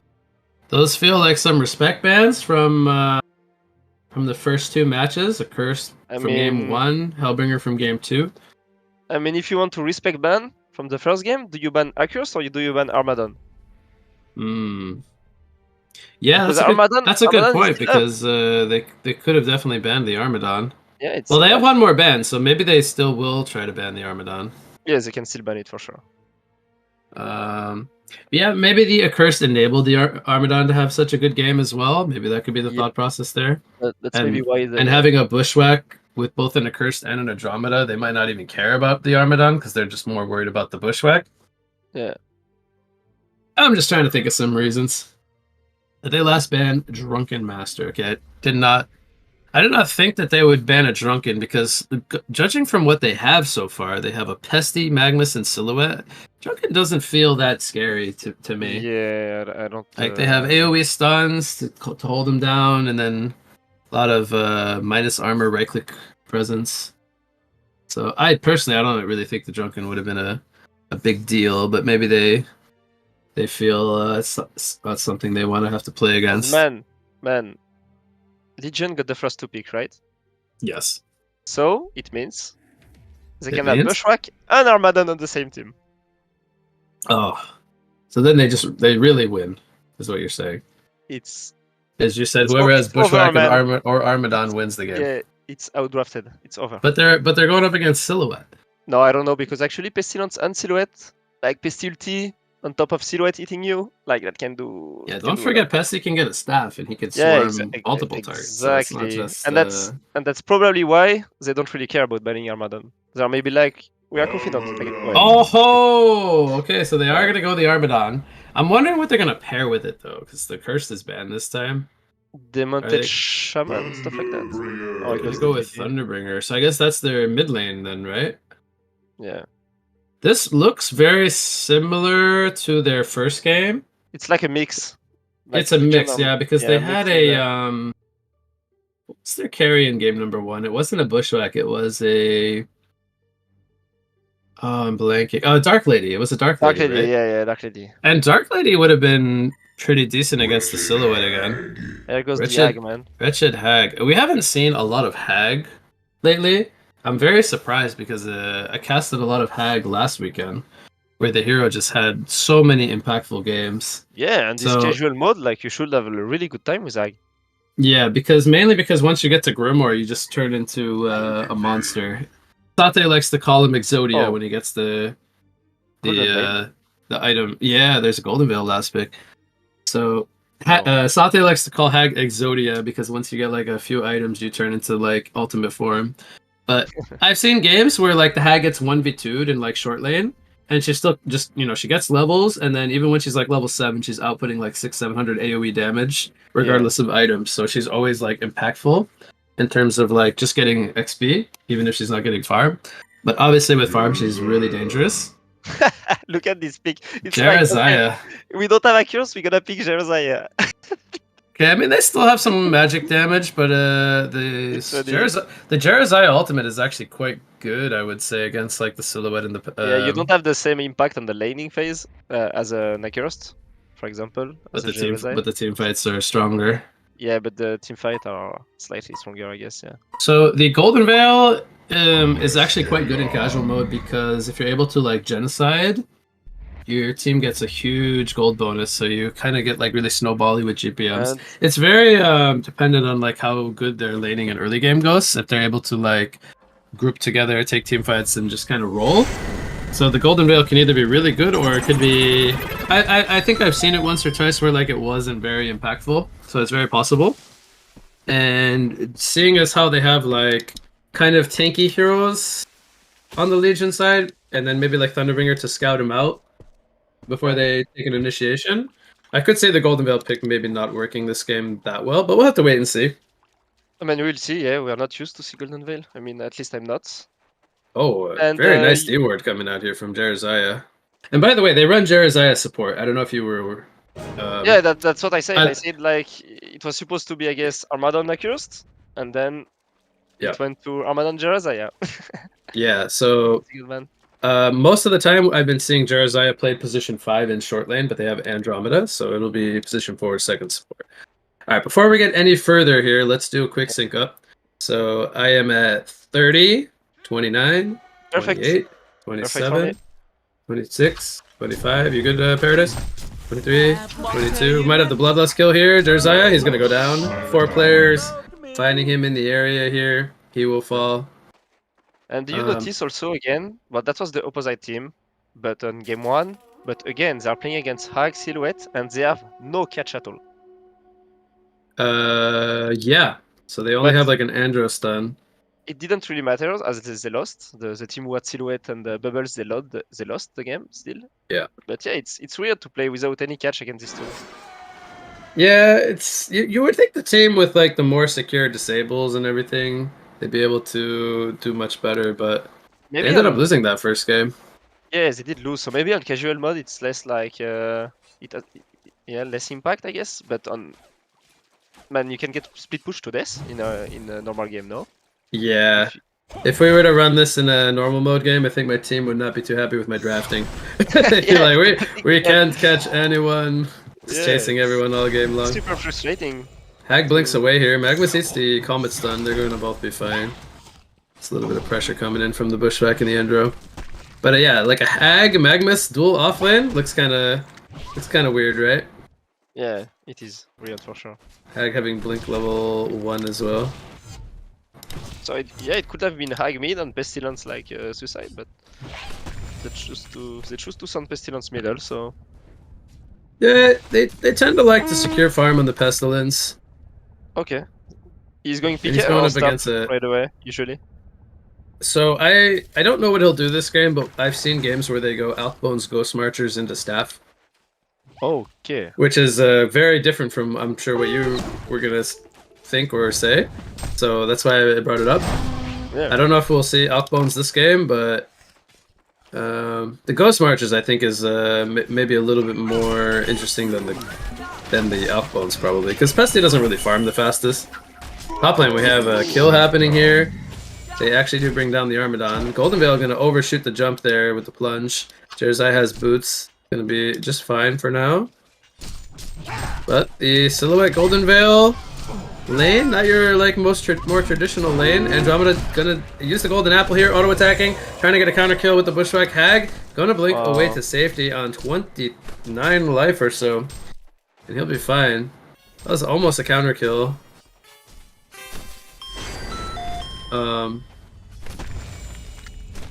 But yeah, Golden Veil Silhouette, not your like more traditional short lane, but they're making it work so far, getting that kill up in the top lane on Armadon. Both side lanes are having a lot of impact. 3-0 start here for Tokyo Revengers. I mean, Jeremiah, yeah, he's done nothing.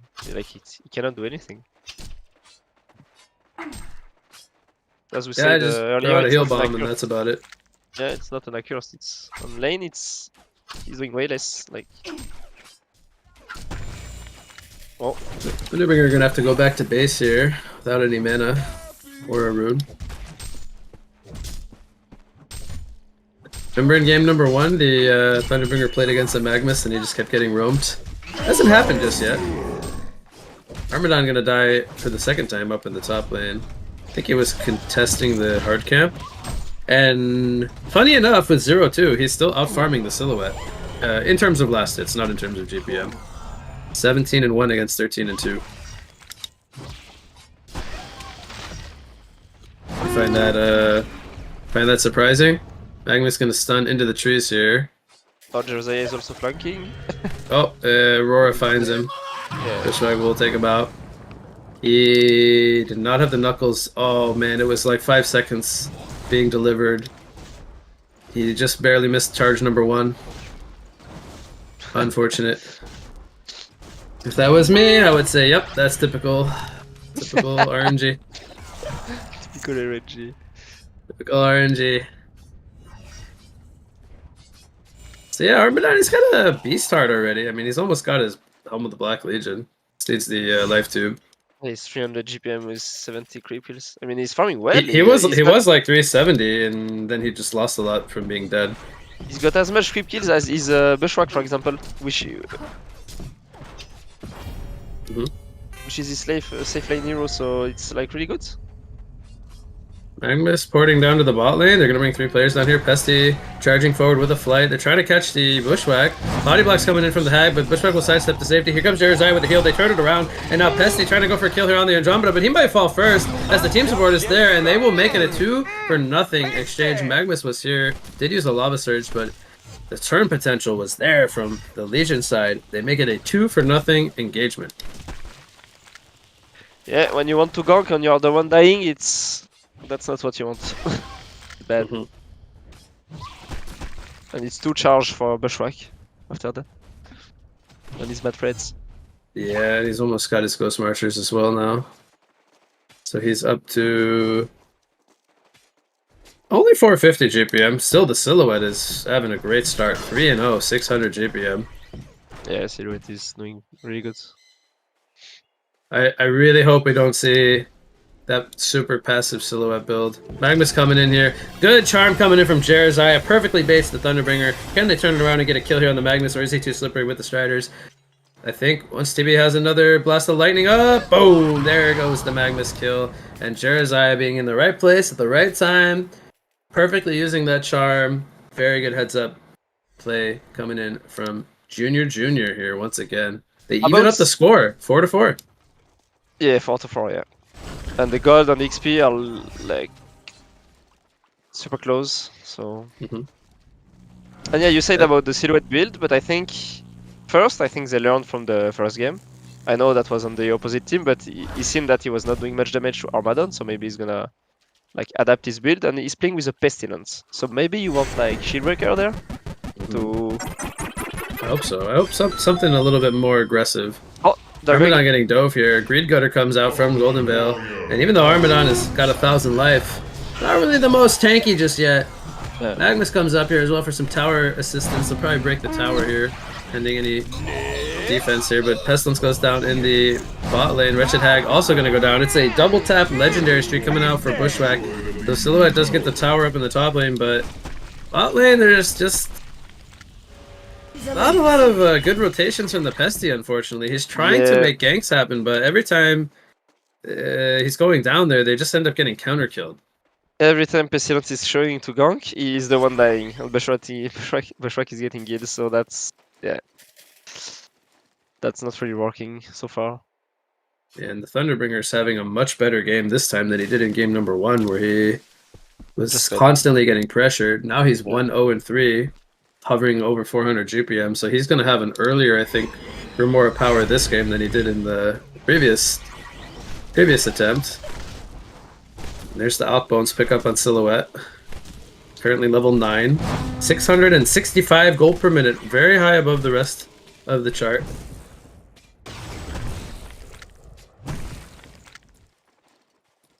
So, first item. I gotta imagine this is a good, like, Nullfire Shrunken game. Going up against, like, both a Jerizaiya Charm and an Armadon. Yeah. I really hope we're gonna see Nullfire Blade this game. If we don't, I'm gonna be pretty sad. If it's at least not a Shieldbreaker. I mean, it has to be at least a Shieldbreaker, man, if he's not getting the fire. Like, come on. He's playing with Pestilence. He needs some tools to burst this Armadon.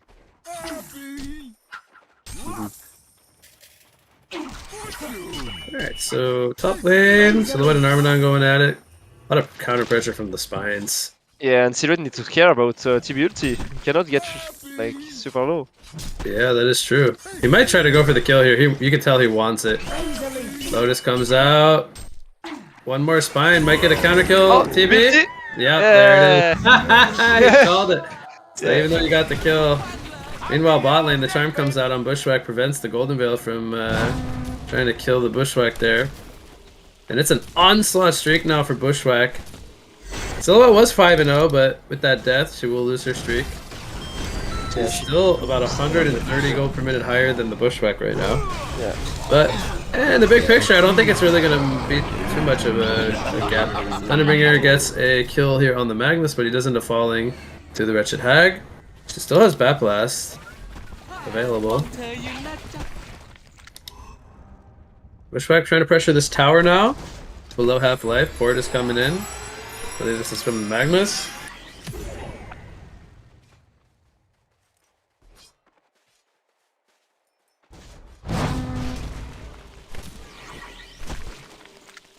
Alright, Armadon's got his black helm. Let the tanking Armadon begin. Think we'll see raid boss Armadon like we did in another game? I guess. Armadon is always a raid boss anyway. Golden Veil gets a street chop there. I guess he got spotted. It's a savage 6 streak now for Bushwhack. Pretty easy cleanup cruise. He was stunned on the way down. He's level 10 here, has the Elder just finished, and he's going to go for Kongor. DD runs. That is a timing. Yeah, it's like Elder Private coming, DD showing. Perfect. There's a Revelation Ward in the pit, which I believe is supposed to spot Kong, like if it's directly on him, but it's slightly pulled. I don't know if they actually see the Kong. Probably not. So they don't know the HP unless it gets dragged back. Yeah, there's no way this is going to be contested. This is going to be a token going to Bushwhack. 10.5 minute token to life. Level 10 Bushwhack. Hitting level 11 there.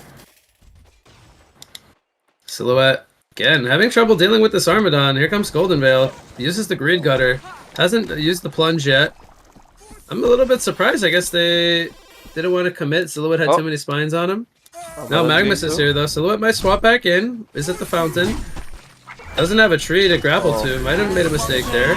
They are going to lose the Magnus, so Armadon 1 versus 4 gets Well, more or less 2 kills because the Lightning Storm came and took out the Golden Veil. They end up getting both the supports. Yeah. And that is not what you want to see happen if you're Tokyo Revengers, because that was a big commitment to try to bring down that Armadon. And actually, TB with Armadon is really good because you are going in Armadon with maybe forgetting that you can get burst by someone else. So you're like committing and then you're dying. It's funny. The TV Armadon don't scream synergy, but I know exactly what you mean. He's getting everyone low because he's just taking so much return pressure. Or at least they're taking the return pressure from the spines, and then TB just gets to, casually press R and get a kill or 2 here and there.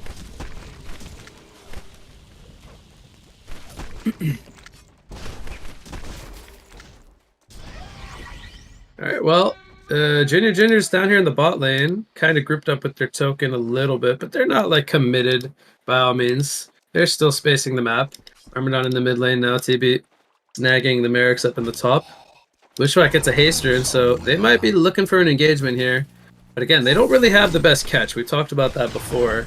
So they're going to have to just kind of run in brute force, train down the towers and try to force Tokyo Revengers to make a move here. As even though they get this haster, there's not really a whole lot they can achieve out of this. You think we'll see them group somewhere for like a tower push, or are they just going to be using this token to farm, as Bushwhack's still trying to work toward his Shrunken? Yeah, they might try to push top at least with it, I think. Let me see, 1 minute or only 40 seconds? I can't see the... can't see, but I would imagine it was a 10.5 minute token, so it should be it should be under a minute left. Okay. Yeah. Quick maths there.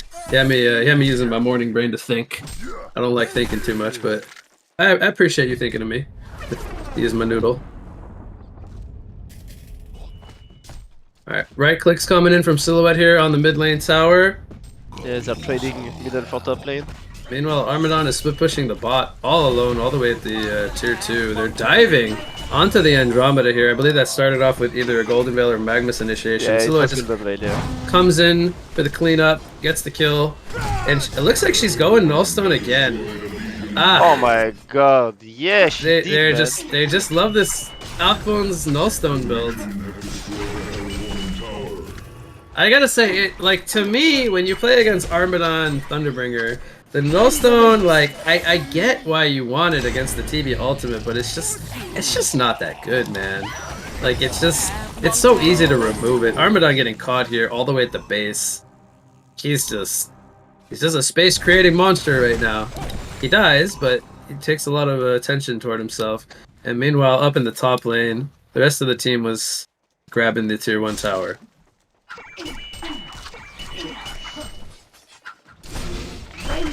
Can you imagine being 1-6 Volca and still having the amount of impact this Armadon has? 540 GPM. The guy is 550 GPM, like 540. It's like he's 1-6. He's only 100 behind the Bush and the TB, who have had great games this time around. Yeah, he's gonna have his stuff in like 400 gods. TB's got Grimoire and now a completed Void Talisman. Under 15 minutes, he's got 2 items already on the TB. And even just from the Grimoire Lightning Storm, that's gonna be dealing so much damage. He's currently 23% on the hero chart.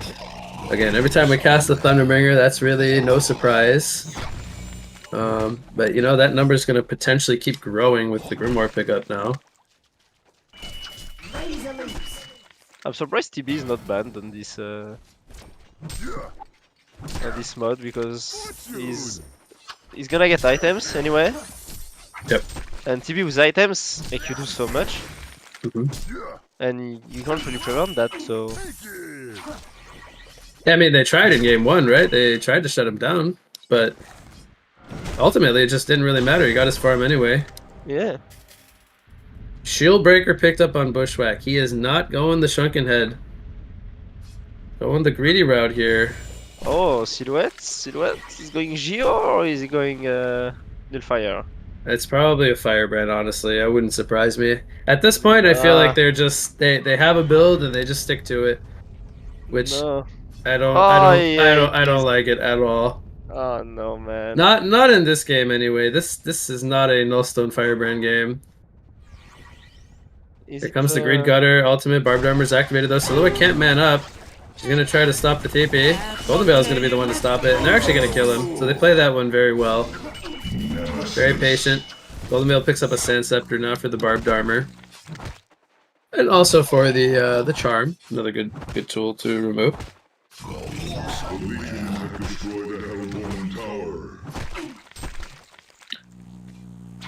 So Junior's looking to pressure here at the bot lane as they already took out the Tier 2 tower. Swap comes in from Andromeda and takes out the Magnus, who had his Surge on cooldown. They catch him. Now, top lane, Silhouette and Golden Veil push out the tower. This is a level 16 Silhouette now. At 16 minutes. She's almost 800 gold per minute. Yeah. Wow. I mean, I've seen some 900 GPM sills, so this doesn't surprise me, especially given the item build. Going for the bones. It's just, I mean, the sad part is, even with all this farm, I don't feel like he can necessarily kill targets very quickly. It's more like a farming, split pushing build. Do you like that they are going staff on 2 heroes like Pestilence and Hag when they can staff each other, because they don't really have someone else to staff? So yeah, that's a good point.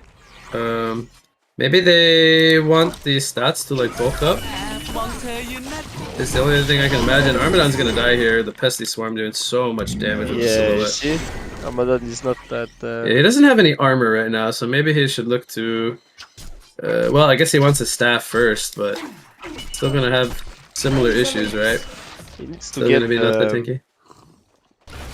the Arm of the Mad Mage, no? I think that's good this game.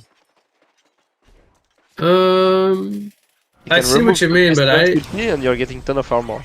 Yeah, it's kind of anti-synergy though. It does minus magic armor in the aura. Yeah.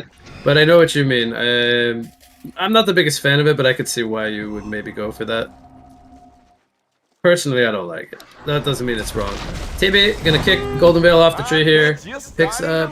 Actually, it wasn't TB. It was Jerizaiah with the Arcane Bomb. Good heads up there. They saw him flip into the tree with the Ward of Sight. Silhouette doing some damage at the base here. Has his Geobane picked up. Heavy pressure coming in. Has a Shadow at the base, ready to swap out. Is going to swap out here.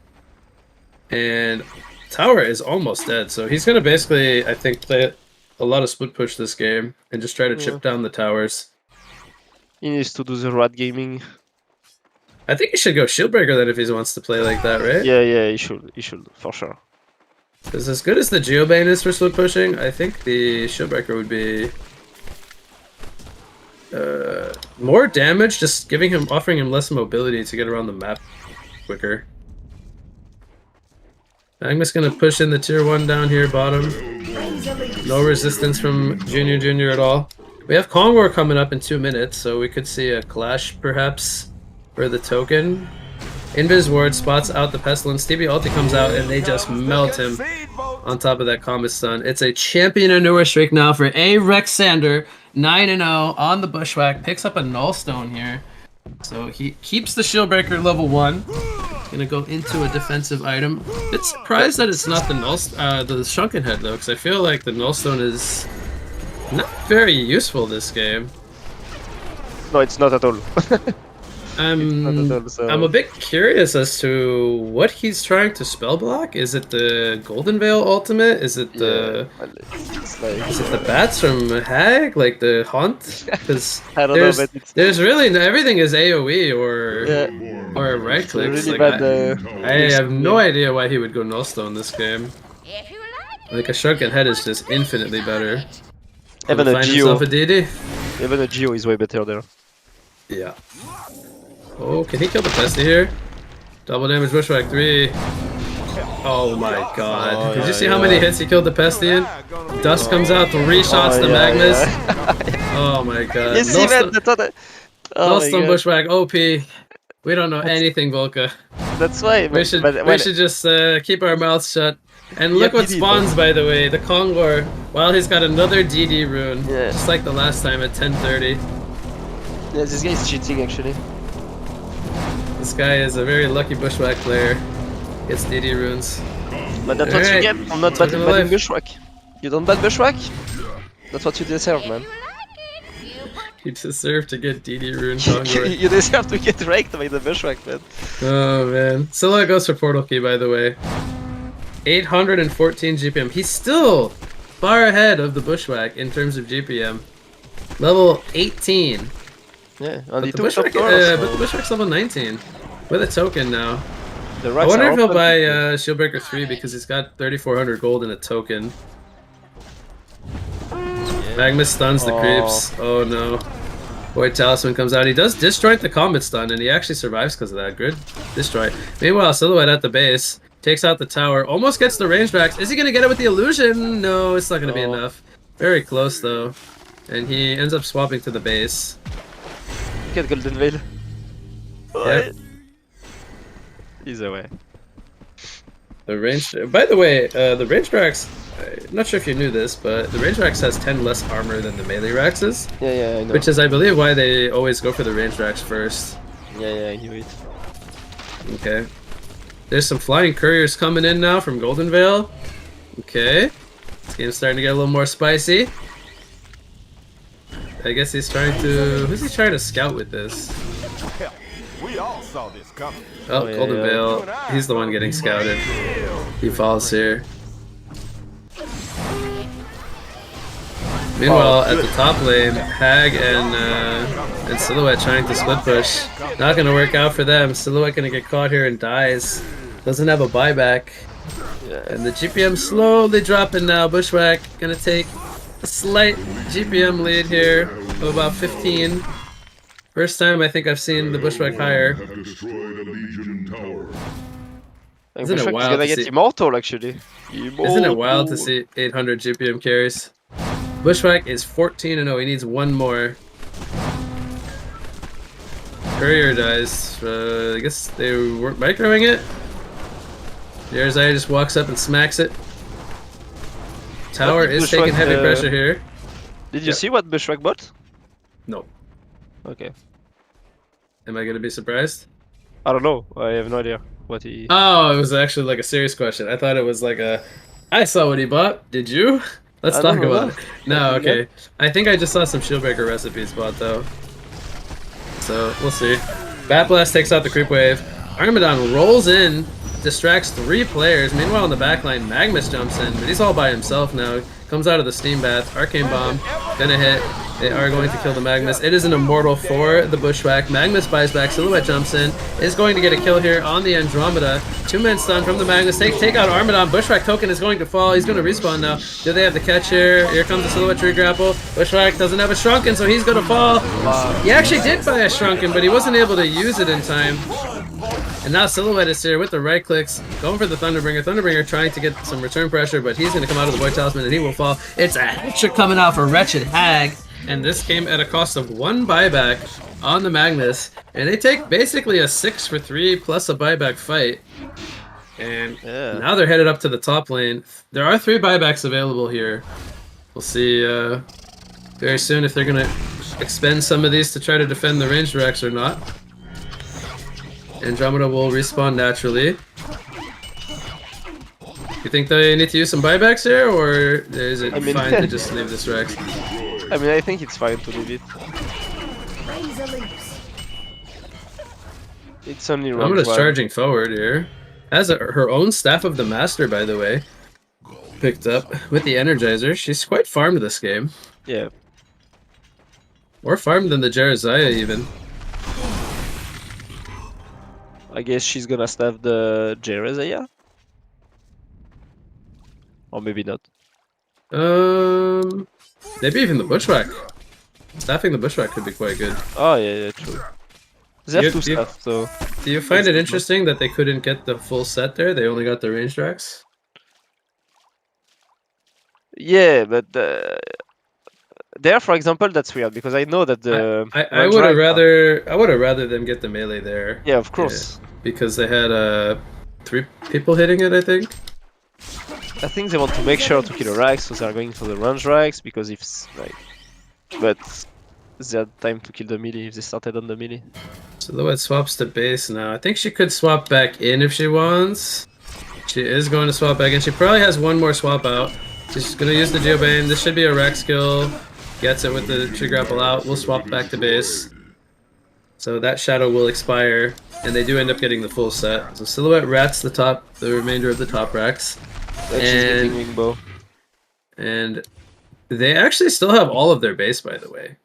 Tokyo Avengers is still healthy on the base, and they have a 1 Rex lead now, despite the Bushwhack having an immortal streak. So they still got plenty of game here, Volca, in game number 3. This has been pretty back and forth, I would say. And Yeah. I gotta say, I still don't know which side is going to take this one. Magma's getting combat stunned up here. Lightning Storm comes out. They're trying to go into the base, but that's just the Indomitable Illusion. Bushwhack jumping in, takes out the Golden Veil. Still hasn't been forced to use the Shrunken Head. They're going for the racks now, turning their attention onto the range racks as the tower did fall. Silhouette does have a TP ready to go, but she's going to maybe use the Shadow here at the base. Try to do some counter pressure as they are dead on one player. I don't know if they have the TP up on Wretched Hag. It looks like she does. She's trying to cut the wave, but they are going to lose the range racks. Rest of the team trying to stall them as best they can, but they will lose the full set. And Silhouette did port back, but she wasn't able to split push anything in the bot lane while this was happening. Pestilence getting right-clicked down by the Bushwhack, who's arching forward here with the Shrunken Head. Magnus with the Void Talisman trying to stall as well. And Silhouette, she can't really pick a target. Waiting for some initiation from her team, perhaps. But there's the Barb Number applied on the Armadon. Swarm going to be dodged. Pesty jumps in with the Portal Key. Is going to stun up the Armadon. Magnus following it up. There's the swap though from Andromeda. Has the staff, is magic immune. And now Bushwhack coming in. Forces another Void Talisman. This one on the Pestilence. Silhouette still not really fighting the most. She's trying to get in there now for some kills. But there is the Soul's Blessing from Jeremiah. And she is not able to do any right-click damage. She will fall and does not have a buyback. 5 players still standing strong for Junior. And you saw what happened when Jeremiah's ultimate? They all had the charm, because actually Armadon did stuff the Jeremiah. Ooh, yeah. Yeah. That's huge actually. So Yeah. I had the magic immunity on top of the 60% physical reduction for 7 seconds. And now with Silhouette staying dead for 40 seconds, this could be another Rex push. Armadon charging in forward. He's gonna melt though, the Swarm. Didn't realize he would die that fast. Magnus gonna get countered here as the Lightning Storm doing a good chunk of that damage. Bushwhack with the charm going to take out the tower. But now 4 players alive versus 4. Bushwhack without a has the Shrunken ready to go, but they don't have too many fighting tools as all the ultimates are down. They're gonna think to re-engage here. Magnus trying to push forward for a catch. He's gonna sacrifice himself. Pesty gets a counter jump, but now the Shrunken is activated by the Bushwhack he's chasing, trying to hold on to a target. The Pesty flying away is gonna get slowed up as the Void Talisman wears off, and Bushwhack right-clicking. Can he chase the Hag? He cannot. Gets 1 kill. Now turning his attention onto the melee racks. Silhouette is alive, but can she hold this racks with her team? She decides she cannot. She blinks into the jungle, already heading to the. Well, it looks like she maybe just wants to finish her item, perhaps? They're gonna concede that Rex. She's trying to desperately finish the wing bow, it looks like. I don't know why they went like that, because Silhouette was up in like 5 seconds. They chose to go and they all died before Silhouette respawned. Yeah, so you mean the Magnus like pushing forward a little too early? Yeah, and then Pestilence following. Yeah, so they ended up losing a couple of players, and then that costed them a Rex. I think Silhouette still needs either the Phobo component or he needs something. He's pretty close to the wing bow though. And TB got refresher, so oh boy, that's scary. A lot. You think he can kill the Golden Veil here? Yeah, he can, of course. W ulti Q refresh. W ulti Q. Oh, there it is. There it is. 4 buttons if we count the Grimoire. That was 1,000 damage coming in from the Thunderbringer. And he can Resto Stone now if he wants to use another one. Silhouette finds Bushwhack. Nope, this is the real Bushwhack actually. Charm comes out though. Bat Blast is going to be used. Silhouette just melts. Bushwhack is a monster. He's got a Harkon's Blade picked up as well. Didn't even notice that. And again, no buyback on the Silhouette. They could push for the final racks of the game here. If they want to join Armadon up in the top lane. That could have maybe did it. Buyback comes in from the Wretched Hag. So maybe they're going to try to scare them off, but I don't think they really have a whole lot to be afraid of right now. Although I did buy the wing bow, so she has it in her inventory. But again, no buyback money. Yeah, it's gonna be Brax. Agnes does a defensive stun there, has a barbed armor, activates it, gets stunned up by the Andromeda. Meanwhile, Bushwhack pushing forward in the base, gets the kill on the Wretched Hag, takes out the Golden Veil. Second buyback happening from the Hag. And they are only 2 alive. It's the Pesty and the Hag. That should do it. That's gonna be the Mega Creeps. Yeah, Bushwhack 23-1 and 4 assists, 905 GPM. Most likely gonna be his final score, pending some overtime here. Silhouette, who had a 800 plus early game performance, ends up dropping to 740. The battle of the heart carries this game. Looks like we're gonna see Bushwhack the winner of this one. Picks up a Symbol of Rage. Didn't see what he sold for that, but still has the Elder as well. He's got double lifesteal. He gets melted actually. Didn't even pop the symbol. Bit of a misplay there. Hag caught him. Ends up sacrificing herself. But yeah, they're diving the well now. my god! Even. Oh my god! Armadon is getting double taps in the well.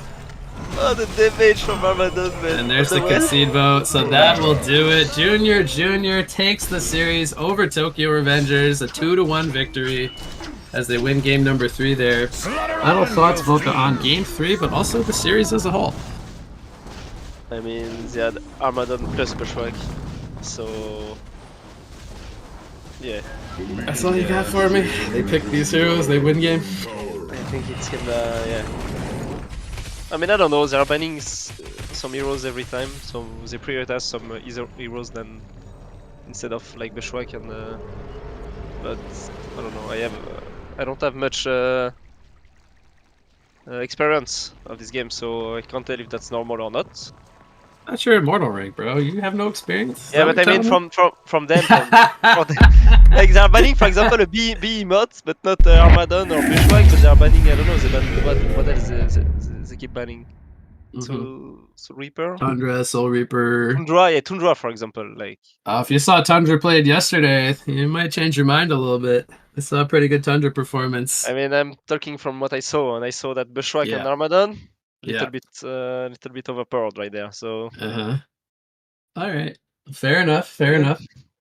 All right, well, that will conclude our first winner bracket semifinals match.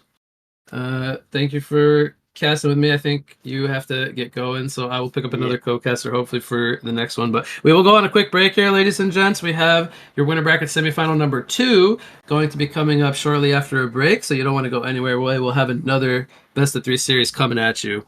So hang around. We'll be back for some more HoN SEA tournament coverage here in your winner bracket match.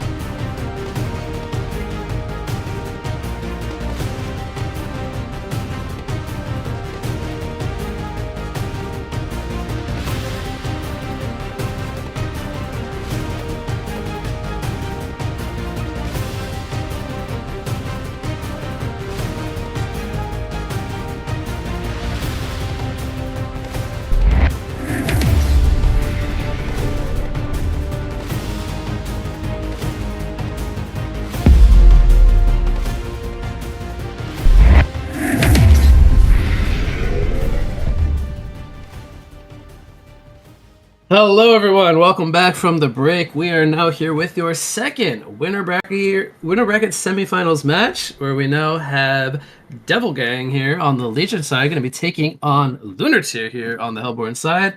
I'm once again what you got, going to be your main shoutcaster, and I got a different co-caster for this series. Welcome had to leave me.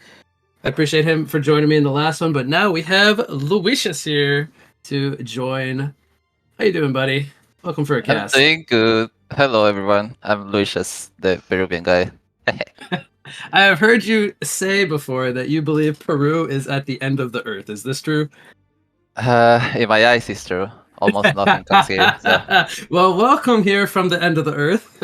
We're going to be covering a best of 3 here, so excited to have you. And I can't wait for what we're about to see. So again, this is casual mode, as I'm sure you've figured out by now. It's a little bit different from FOC on the NAEU scene where we play normal mode. But we also have the different map. Yeah, true. So it's going to be a little bit different here than maybe what you're used to. Okay, just quick question. Yeah, both questions. Are supports like good picks here? Due to being casual mode, like you get a lot of gold, right? Yeah, so they pick very greedy supports most of the times. And sometimes they're still sticking to their guns, like picking Andromeda support and stuff like that. But we see some different stuff, like Polywog is in Witch Slayer. They're a little bit more meta for support picks. So you might be a little surprised by some of the stuff you see, like first pick and even like throughout the whole drafting phase. So repair bush hook bands from Legion. I think That looks pretty these heroes normal, are right? OP. Yeah, I think they're OP right now. I don't know their meta though, because I see Hellborn is banning Doctor and Mage Main. Yeah, Doctor, every single time I've covered a Doctor game, the hero just has monster performances. So it's either blind banned or first picked like every single game. And now they're going to ban out Mage Bane and Vindicator. The Vindicator ban's a little interesting because, yes, it does get picked quite a lot, but it's usually not first pick material. So this is going to leave heroes like the Behemoth and the Bubbles and the Tundra open right now, which are, or even the Pestilence. These are heroes that the SEA scene really loves. So I don't know what's going to be the final ban here, but I'm expecting to see a lot of these picks get taken in the first couple of waves. They're going to go with a Hellbringer ban here. That's true. I've seen a lot of bubbles being picked. Mm-hmm. Yep. Bubbles is like very first pick material. I'm expecting to maybe see Tundra, Pesty. I don't know what else. Maybe Behemoth. We'll see what they value for first pick, as Lunar Tier has the first pick here. They have already gone into their overtime. 43 seconds on the clock. They went Mage Main and Bindi though. Could be a hack. I'm not really. Could be Bubbles. It's the bubbles. I gotta say, Tundra, the one time I did cast a Tundra game, he was against the Bubbles. And the Tundra was just all over the Bubbles, man. He was always avalanching the Bubbles. He went for like an early puzzle box into like a post haste. So they play it like really aggressively. Able to solo kill the enemy cores. The Thunder has a pretty big lockdown against bubbles with the ulti. Mm-hmm. Yeah, and just the presence of the bird scouting, it's very hard to play against as well. I'm wondering if they're going to pick up maybe... I'm thinking the Behemoth here would be a reasonable pick, but they're going to go with the Geomancer. So they pick up the like second support that's going to roam and play in the lane with this hero, which makes a lot of sense. They probably also didn't want to give the Geomancer Bubbles over to the other team, which almost every time I see Bubbles picked up, they pair it with Geomancer. That's a good So combo. Maybe that was... Yeah, they both have green hero portraits. That's mainly the reason. So... They're going to go with... Actually, they're going to go with Monarch Magnus. That's a bit more, like, standard to, I would say, the NAEU scene for some supports. We have seen a lot of Magnus throughout this tournament, but we have not seen a lot of Monarch, which I was even commenting with my co-caster yesterday, who was Sate. I was telling him how we don't really see a whole lot of Monarch, but, like, that's very, like, high value in the normal mode scene, right? Yeah, the W offers a big protection for your carry, and the ulti cleanses almost everything, so it's OP. And you know what it cleanses in this game? Avalanche. Oh, yeah. Monarch is generally a very hard counter to Tundra ultimate, so that's a very long cooldown that gets instantly removed off your carry or whoever he chooses to use it on. So the Monarch makes a lot of sense here. But even then, they tend to skip the Monarch very often, so I like that they're picking it here. Magnus, yeah, pretty standard. Easy here to play with in the long lane or roaming. Mm-hmm. Magnus is OP actually. You just need a pick and you can stun 5 people in a team fight. All 5, they just line up, right? I mean, say, hey, when you're hey guys, team just line fighting, up. I mean, when you're team fighting, like you're not like almost aware of where's the Magnus at. Like you just wanna kill or do your thing. Mm-hmm. Yeah, no, I know what you mean. All right, so we have seen half the draft so far. We'll see what the second banning phase has in store for us. It's almost done. We have Bramble and Chronos so far banned from Legion. Their third ban coming up. But we have Pebbles and Witchslayer going to be banned here by Hellborn. Defiler is the last ban. I haven't seen any Defiler picks, I think, at all this tournament. So that ban is actually a little surprising. Maybe there's a player who likes to play Defiler here, but they're going to ban out that one on the last ban. One more ban coming up for Hellborn. So does this look like pretty normal to you, or not really in terms of bans? In terms of burns, I think they're pretty normal. I'm kind of confused about the Chronos ban though. Oh, Chronos is like really popular in casual mode. Yeah, it's mostly because we don't really see Chronos picked on NAU. Yeah. Because it's easy to counterpick it. Or counterplay, let's say, with tablets and else. Yeah, but in casual mode, it's hard to shut it down because it gets a lot of farm. And then it scales really hard. Silhouette ban, I guess all the SEA is seeing light silhouette. We've actually seen Silhouette, I think, in 2 out of the 3 games from the last series. So, pretty popular pick. And, yeah, the Hellborn team decides to get rid of it. We're going to see the Andromeda picked up here on the opening pick. So they're going to go with supports of Andromeda and Geomancer. Have a pretty nice lockdown paired with the Tundra, but again, they're going up against the Monarch who can cleanse some of it off. And then there's the Pestilence, who made it all the way through 2 separate banning phases. It's a hero that they really love to run. And now they have some good synergy between the Andromeda and the Pestilence already picked up. What do you think so far about everything but maybe their carry option, as they haven't chosen that one yet? Pestilence Andrew has a lot of base damage. But I don't know if it's a dual lane though. I think it's best the Geomancer long lane and Andrew main support. From what I've seen, they like to run Tundra off lane, so this should be a Pestilence mid. And then Geomancer roaming, long lane, Andromeda babysitting, whoever their last pick will be in the short lane. They tend to run like 2-1-2 almost every single game, and then the second support is either like a boots hero that roams, or like a supportish hero that makes sure the position 3 can lane a bit better. They finish it off with Oogie and Emerald Warden. All right, very magical heavy team here. Not going to go with like a true hard carry option. But I have seen some pretty wild stuff, like in terms of I've seen Emerald Warden tri-lanes picked up. So this could be maybe a core Emerald Warden if the Magnus is position 4 of this game. This could be like a 3rd core Warden, or it could be a core Magnus, but I typically don't really see Magnus's played core position from what I've seen. And then last pick comes out position 1 Bensington. So what do you think? I was expecting Calamity to be picked there from Legion side. I don't think I've seen a single Calamity pick yet. So that would have been pretty awesome. I think Calamity goes good with their playstyle, right? They like to fight a lot. Yeah. I think Calamity is a good pick if you actually like to fight with your team. Alright, so before we get into some more analysis here and see the lane shape up, let's do a quick sync up. We got 1 minute 18, 17, 16, 15, 14, 13, 12. You guys tell me when you're good. 10, 9, 8, 7, 6, 5. You good, Paradise? 3, 2. All right, we're all synced up. Excellent. So, you mentioned the Calamity. That's not a hero I've seen picked up in any of these matches. But now you got me thinking about how there's been a patch note drop, which I think came out last night. And Calamity was on there. He's getting a little buff when the next saw patch that drops. and I loved it. Yeah, I mean, he's getting a staff buff as well as like a... I think it's a buff to his E-spell, right? Correct me if I'm wrong.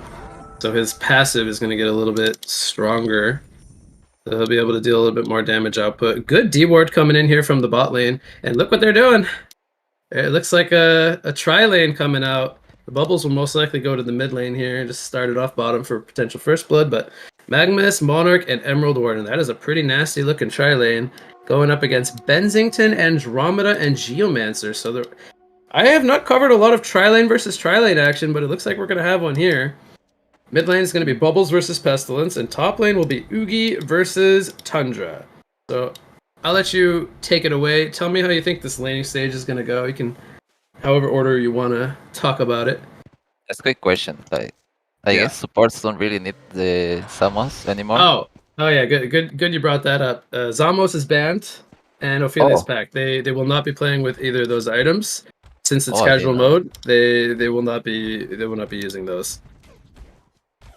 Okay, and also the ranged cores don't usually buy hatchets, so Emerald and Bubbles don't have hatchets. Okay, you're up. I think bottom lane, it's actually kind of even in level 1. Like, Fiber Gold thing. We have a joust here. Comet Stun comes in from Emerald Warden. Geomancer, Dick Stun. This could be the first blood. If they're able to bring down the Emerald Warden, who's going to go down first? It will be the Legion side getting the Bloodlust. There might be some more action continuing, though. Geomancer pushing forward. There's a Comet Stun on the Magnus. He has Lava Surge in 1 more second. He can't get the Golden Apple off. He will die. And now Monarch is in some trouble. Could this be a full wipe here? Level 1. Monarch is going to go down. And Devil Gang takes a hat trick down here in the bot lane. 2 kills go in the way of Benzington. 1 kill going the way of Andromeda, and that is a great start off to game number 1 here. Okay, I was telling everyone how the lane should be even, and now they got 3 kills out of nowhere. Yeah. I think Hellboard team wasn't expecting them to go. I saw the Monarch was pretty far back, like near the shop when they went on the Emerald, so... So perhaps Warden got a little caught out of position or didn't have the team support. However you want to look at it. Geomancer, by the way, died to the neutrals to respawn back to base. So you don't lose gold when you die. So he just wants to get a fast trip back to base. Do you think they can still contest this lane down here if they got the 3-for-0 wipe? You think they should still be fine to hang down here? The Magnus Emerald, if the Magnus lands a stun into Emerald Trap, I think they have enough damage. I mean, not to kill one guy, but at least to make it go back. Okay. The Monarch actually TP'd top lane, by the way, so they... After losing the tri-lane, they decided to immediately swap to 2-1-2. I think it's Tundra better is already level 3. Yep. I think it's better to let the Magnus and Emerald get more HP when you lose the lane.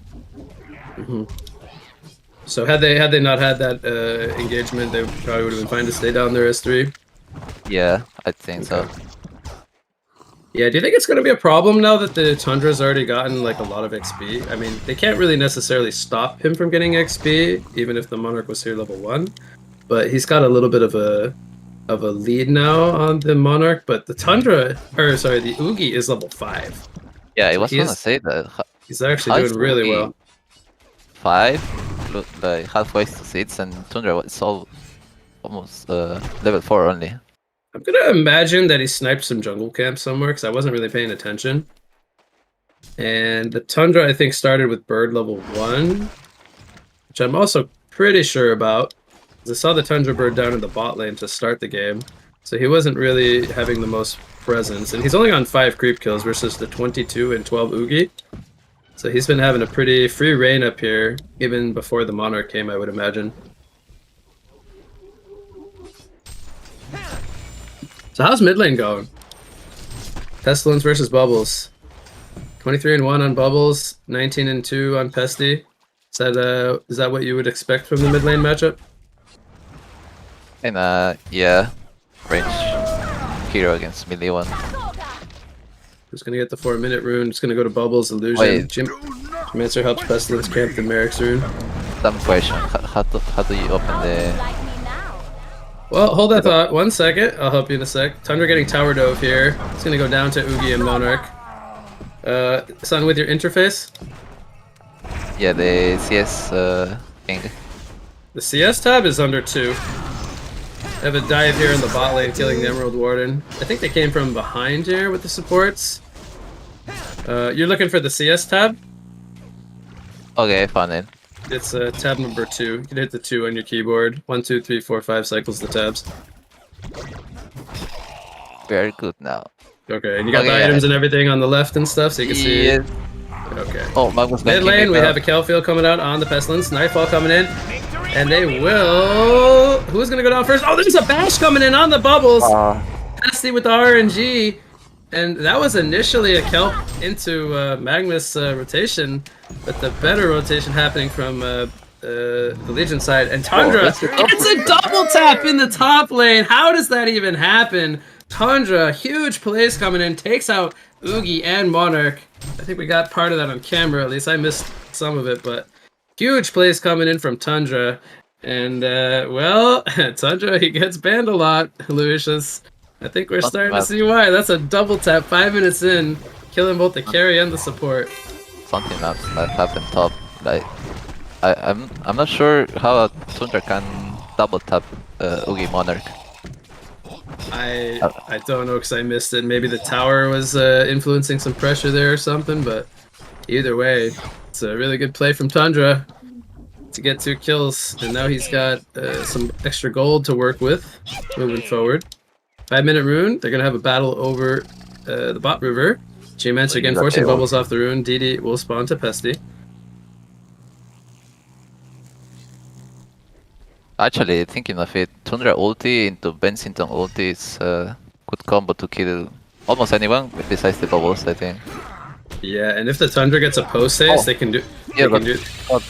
Oh, they caught the Geo here with the Emerald and the Magnus. That doesn't surprise me. They have a lot of disable. But yeah, so later in the game when Tundra can get like a post haste and he can port to the bird, that is always going to be scary if they're caught solo farming on the side of Lunar Tier. Do not question me. So the action has kind of slowed down a little bit. We have Devil Gang in a lead, 7-2 hero kills. The golden XP is not by all means out of control yet. Only 2,800 gold and 1,600 experience lead. Veiled Rod on the Magnus, going up the top river with the Monarch. Trying to avoid this Tundra bird. Might spot out the Tundra here. He's running up the hill. He should spot him here. Goes in with a Lava Surge. Uka's coming in with the Tarquakes. Monarch trying to get in range for Crippling Colin. And they should be a Tundra kill. Here comes the Nightfall though from Bensington. Ports are happening. Pesty is here with Geomancer. There's a Chrysalis though on the Oogie. Trying to keep him alive, but Oogie is going to fall. Kelfield comes out. Hits onto 3. And can they get any counter kills as Magnus also dying? Double damage on the Pestilence now causing issues for them. Geomancer going to fall in the background as Bubbles. He's going to sacrifice his life to set up that kill. Goes down. And who did this fight favor in the end? Was it the Legion side coming out ahead, Lucius? I think it was Legion. Mostly because they lost the only hero that is actually farming, that is Suki. Oh, Yeah. Even besides not losing gold, I think giving extra gold for Benzi is good. He continues to be the top of the GPM chart here. He's been on top of those Nightfalls all the early games so far. 570 gold per minute, about 60 higher than the Oogie. Only has the Steam Boots picked up so far. 8-minute rune, I didn't see who that went to, but... Yeah, but right now I would imagine Legion got it. The Bensington has a haste rune. He's not using it just yet. Misses the stun on the Magnus there. Still has the haste ready to go. He's gonna pop it. Magnus is gonna go down. Doesn't get denied to the Kongor. So good job there from the Tundra and the Pestilence to secure that kill. And Benzi will go back to farming down in the bot lane. Yeah, I was gonna say that Benzi being up in GPing is good because Oogie. Oh, Bubbles doesn't- gets caught here. Sorry to cut you off. He got hit with a Comet Stun due to that Shiver Bird scouting the tree line. I don't think he expected to get stunned there. He was in the tree line, like kind of hiding, and then the rest of the follow-up was there from Geo and Pesty. Yeah, I think he didn't expect the Geo to be stuck there. But yeah, you were saying? Sorry to cut you off. Oh, I was saying that the Bensi being up GPing is good. Mostly because Bensi actually needs an item to farm, while the Ugi is literally clearing stacks since level 5. Yeah. What do you think of his build, by the way? He goes for sorcery boots into the shaman's headdress now. Do you actually think the shamans would do something? They have Bestie and Tundra with mids damage. Yeah, it's interesting because yes, it'll help him early game, but I don't think it's like going to be necessarily all of his threats. There's still quite a bit of magical damage, but sooner or later he's going to have to worry about the minus armor. Yeah, but with the same goal, do you think Gnomes could have been better? It's definitely what we're used to in any EU scene. I would say the Gnomes feels a bit better because it gives a little bit of magic armor on top of some physical armor, as we have a fight down in the bot river. Crystal's coming out on the Magnus. Here comes a Nightfall, though. Magnus stuns him up. He gets silence as well from the bubbles.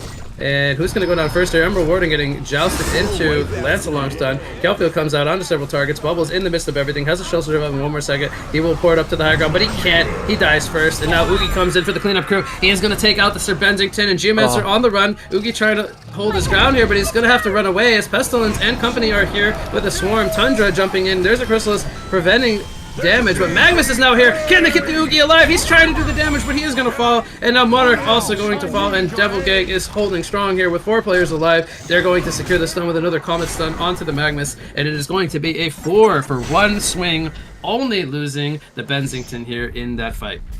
It was 5. Emerald Yash respawn. It was 5. 5 for 1. 18 to 5 hero kill lead now as we're approaching 11 minutes. Oh. I think this is looking pretty rough for Hellborn now. Is that because they don't really have too much farm outside of like the supporting cast of Oogie and even Bubbles? I think it's kinda hard for Hellborn to fight back when Legion starts, mostly because Bensi can just join instantly with the ulti. Oh, They're gonna go on him here. Stun into trap, into silence, but it's not enough for a kill.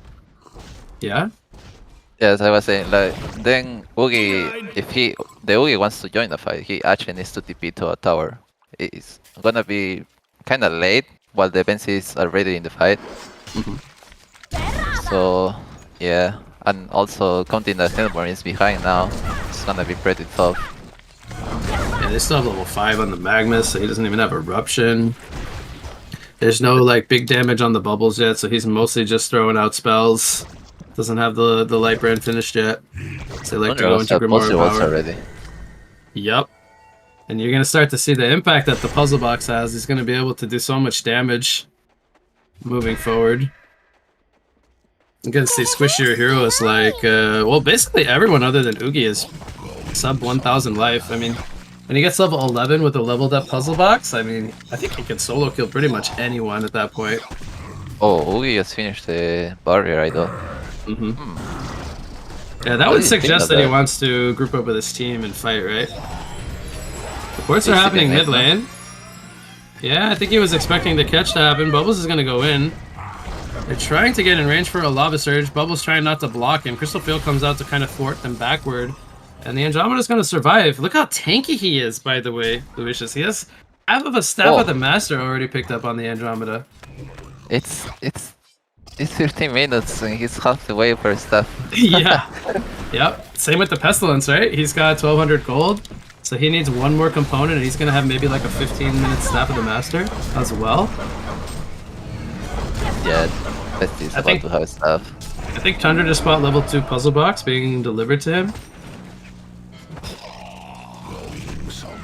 So I mean, he's 440 gold per minute. Mid lane, we have a Kelfield initiation. Pestilence getting locked down. Eruption gets channeled here. Pesty will die first. Legendary Streak is down. Geomancer also going to fall. So 2 kills going the way of Lunatir, and they're pressing forward now for the tower as they have a 2-player advantage here. Oogie with not the most mana.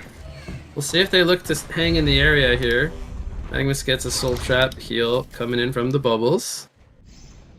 And Bensington, he does have a DD rune, so they do need to kind of respect the respawn timers and a potential dive overcommit, because that could be disastrous for them. Do you think Uki bought the idol just because of the stun reduction? Could be part of the reason why he bought it. Definitely wants to not be locked down as long as possible, I would say. Yeah, they're gonna catch Emerald Warden here. Bensington still has Nightfall ready to go. Just activate the DD so they get that quick kill. Emerald died 2 hits. Bubbles. Yeah. 739 HP Emerald Warden with only 230 GPM as the long lane farmer. Not going to be the best. Oogie getting jumped here top lane, but Monarch is here with the Chrysalis. They're looking to turn it around now. Oogie going ham with the Primal Surge. He's looking to go in for a second kill on the Sir Bensington. Doesn't have a Just, and he will die. Great baits coming in from the Oogie as Monarch was there to save the day with the Cocoon and the Cleansing Wind. So definitely not making that kill easy for them. Not able to get it at all, so... Yeah, I mean, Oogie, he's kind of a tanky monster with a Monarch behind him. Meanwhile, Magnus, he disjoints the Comet Stun with the Lava Surge, I believe. This get hit by a G-Mancer Dig Stun, he will fall anyway. Pestilence gets trapped up by the Emerald Warden. Monarch is here, but doesn't have any mana. And now Oogie, trying to sit on a target. Crystal Field comes out, doesn't stun anyone. Splits them up. Pestilence gets caught by a Crippling Pollen here into a trap, and this might be enough damage. The Wolf into Silence will do it here, so Oogie wasn't really even needed to get that final kill there on the Pestilence. I don't think the Bensington and the Tundra can solo kill the Oogie with the idol. I think they need the bestie now. Yeah, so they probably need that minus armor to help assist. Yeah. Tundra's got also... level 3 puzzle, by the way. 15 under 16 minutes. Yeah. Man, the Magnus is not even close to peaking. Oh my god. I feel bad for them. Yeah, it's not a very it hasn't been a good game for Magnus, unfortunately. 2-6-2. Just hasn't been really getting too much kill involvement. Even though he's been there in the fights, just he's dying pretty early on most of the time. So unfortunately the Emerald and the Magnus, I would say overall haven't had the best time, but Oogie, he's trying to put them on his back this game. 717 GPM. He's still very far ahead of the Bensington. He actually has a full Grimoire of Power, by the way, so he's really farmed. You like that Grimoire of Power pickup? Oh yeah. Like the... Oh yeah. the Grimoire... You reminded me of the Kool-Aid man. You're like, oh yeah, I like that pickup. I love it. The Grimoire offers a lot to Oogie. He heals him more. The cooldowns are lower. A lot of mana regen as well, and also stats. Man, that's OP. He's gonna Primal Surge more often, deal more damage. I think people go Dawnbringer though. I think Dawnbringer is okay in some cases, but mostly you win the Grimoire first. So you think that this game is a Grimoire game versus its counterpart in in terms of being a Dawnbringer game? Yeah, mostly because they are gonna jump the Oogie, right? There's no way they just let the Oogie. So he gets more like fighting power sustained from the Grimoire then? Yeah. That's... He actually popped the Grimoire here. I don't know if that was by accident. Because he wasn't really looking to use that for fighting. I was a bit surprised. Maybe he was expecting to get jumped, but anyway. They'll be on cooldown for 50 seconds. They get the tier 1 tower and they'll fall back. G-Mans are trying to push the top lane. Gonna force Oogie's port up here. Huntington has T-Claw shrunken. Nightfall, where's it going? Oh. River. So the Tundra actually solo killed the bubbles. Yes. And this is what I was telling you about how Tundra is a monster in mid-game. He just solo kills people. And they didn't even need the Nightfall, but he's going to rotate into the bot lane as Andromeda was setting up the swap into stun on the Emerald Warden. We didn't see it coming, and they end up getting 2 kills. If you put, what's this spell? Oh, if you put Takeover on auto, does it block the Tundra ult? I believe it does not because it's like an instant stun. So you I actually actually don't know if you can take cover avalanche. There might be an animation to it, but it feels very like instant once it's casted. I could be wrong about this very, very well, but unfortunately not a bubbles expert, so I can't know for sure. Also, I'm pretty concerned why the bubbles didn't go for PK first. Oh yeah, they do that. They do this like every game. They always go Grimoire power on bubbles. Ronin, I need your aid. I don't mind getting the Grimoire, but I think if you don't go PK, you're kinda sold when you use your shell. Yeah. He will most likely get it as his next item. But this is typically the route they go. They play more damage bubbles than initiator control bubbles. So he will eventually get a portal key, but for now he wants the Grimoire. You think Grimoire is better first than PK shards? I think in casual mode it makes sense, but we're so used to shards PK in normal mode because of the pace of the game and how you want the shards to clean creep waves, and also it kind of helps you like scale both in terms of like damage output, but also the farming. I think is the main thing. The Grimoire power, I don't think it like helps the farming necessarily that much better, but it's a bigger item and you're able to get the gold faster, so it's almost kind of like why not. But yeah, I think it's just preference. They're very used to this style and that's what they like. It also gives you some stats. Andro just finished this stuff. Oh boy. He gets magic immunity for what, 2 seconds, and he gets cooldown swap to 20 seconds now. Plus Yes. the extra attack range when he uses spells that hit a hero. So if he swaps We're gonna see Hellborn. Oh, Thunder jumping bubbles. Yep, kills him again, this time with the help of Geomancer. Counter coming in from the Magnus though, gonna channel the Eruption. They're gonna take out the Tundra, pressing forward for the Geomancer, but Puzzlebox doing a lot of return damage here on the Emerald Warden. Oh, it's Not gonna be actually enough for a one return shot. kill. The Yeah, Geo didn't even get to land the stun. The ball was dead already.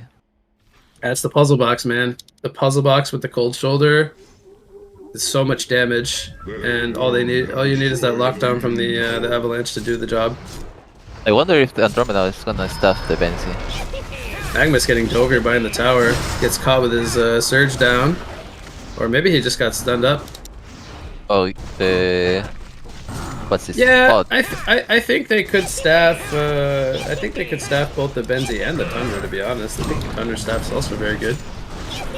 And the Pestilence has a shrunken head picked up now. Maybe he will want to go for a portal key to get better initiations. He's level 16 now with staff shrunken. So he is he's doing really well here. He's almost 600 gold per minute. Geo picking up the Sun Scepter for Monarch. It's actually good. Yeah, I'll probably go for portal key next item. It's one of the Sand Scepter first. I like it. Tundra's got a portal key now. I would love to see a Pose as his next item following up the PK. I think it would be great for porting to the bird. Seems like Legion is starting to do Kong now. Okay, yeah. Okay, this solo Kong gives you bananas? So you get token from Kongor, and you get bananas on the third Kongor. Oh, okay. And bananas can also be put in the consumable slots. Oh, that's OP actually. Yeah, it's awesome. Yeah, so that's only on the third Kongor though. So they still get the Conquer Poops? Do you know that? No, there's no Kongor buffs. Okay. Oh, there's actually a team smoke from Hellborn. Okay, Tundra's in the area. He's literally on top of them. They're both gonna smoke. Look at them. Oh man, they walk past each other. Alright, well, Both of them are looking for each both other. teams hunting. Little do they know they walked right past each other. Pretty funny, actually. I wonder Just how gonna swap Hellborn, positions. how Hellborn is gonna do in team fights. Legion is so farm actually. The Oogie is now with a Frostfield plate, so he's very tanky, I would say, but he's still vulnerable to like. can't really cast spells when he's stunned, but he has the Monarch as well, so I feel like the Oogie has a lot of free reign this game. It's gonna mostly come down to whether or not his whole team collapses around him. And You the get Emerald... Yeah? if you get a stun and you're Oogie and you had your W on, well, it is still goes on, right? Oh, yeah. Okay, that's good. So the Emerald Warden's getting close to her Staff of the Master, and then once they have the bird for the Oogie, it's going to be even more sustain that he's going to have. Bubbles has a portal key now picked up, so he can get some better initiations. Oh, we have token on the Bensington for 1 minute and 20. Yeah. Do you like the Geos pickup on Benz? I mean, I think it's pretty good, yeah. He's going up against Triple Silence. He's going to jump in here with the chunk ahead. Chrysalis comes out onto the Emerald Warden. Meanwhile, in the background, Tundra taking heavy pressure. Did use the Avalanche already. They already brought down the Emerald Warden and the Monarch. And now it is the Magnus falling as well. Ugi's still holding his ground, very healthy. Has used both the Primal Surge and the Grimoire Power, so not a lot of fighting power remains. They did bring down the token on the Bensington, but that is the only hero they were able to kill. Bubba's going to try to clean up the creep wave and hold the tower here. I don't think they... Well, it's like Double Gang's not hanging in the area for the tower just yet. I'm surprised the Oogie went back there. They already used all the stuns when Benzi respawned from token. Probably figured they were going to have the cooldowns back up, as most of the team support had died off at that point.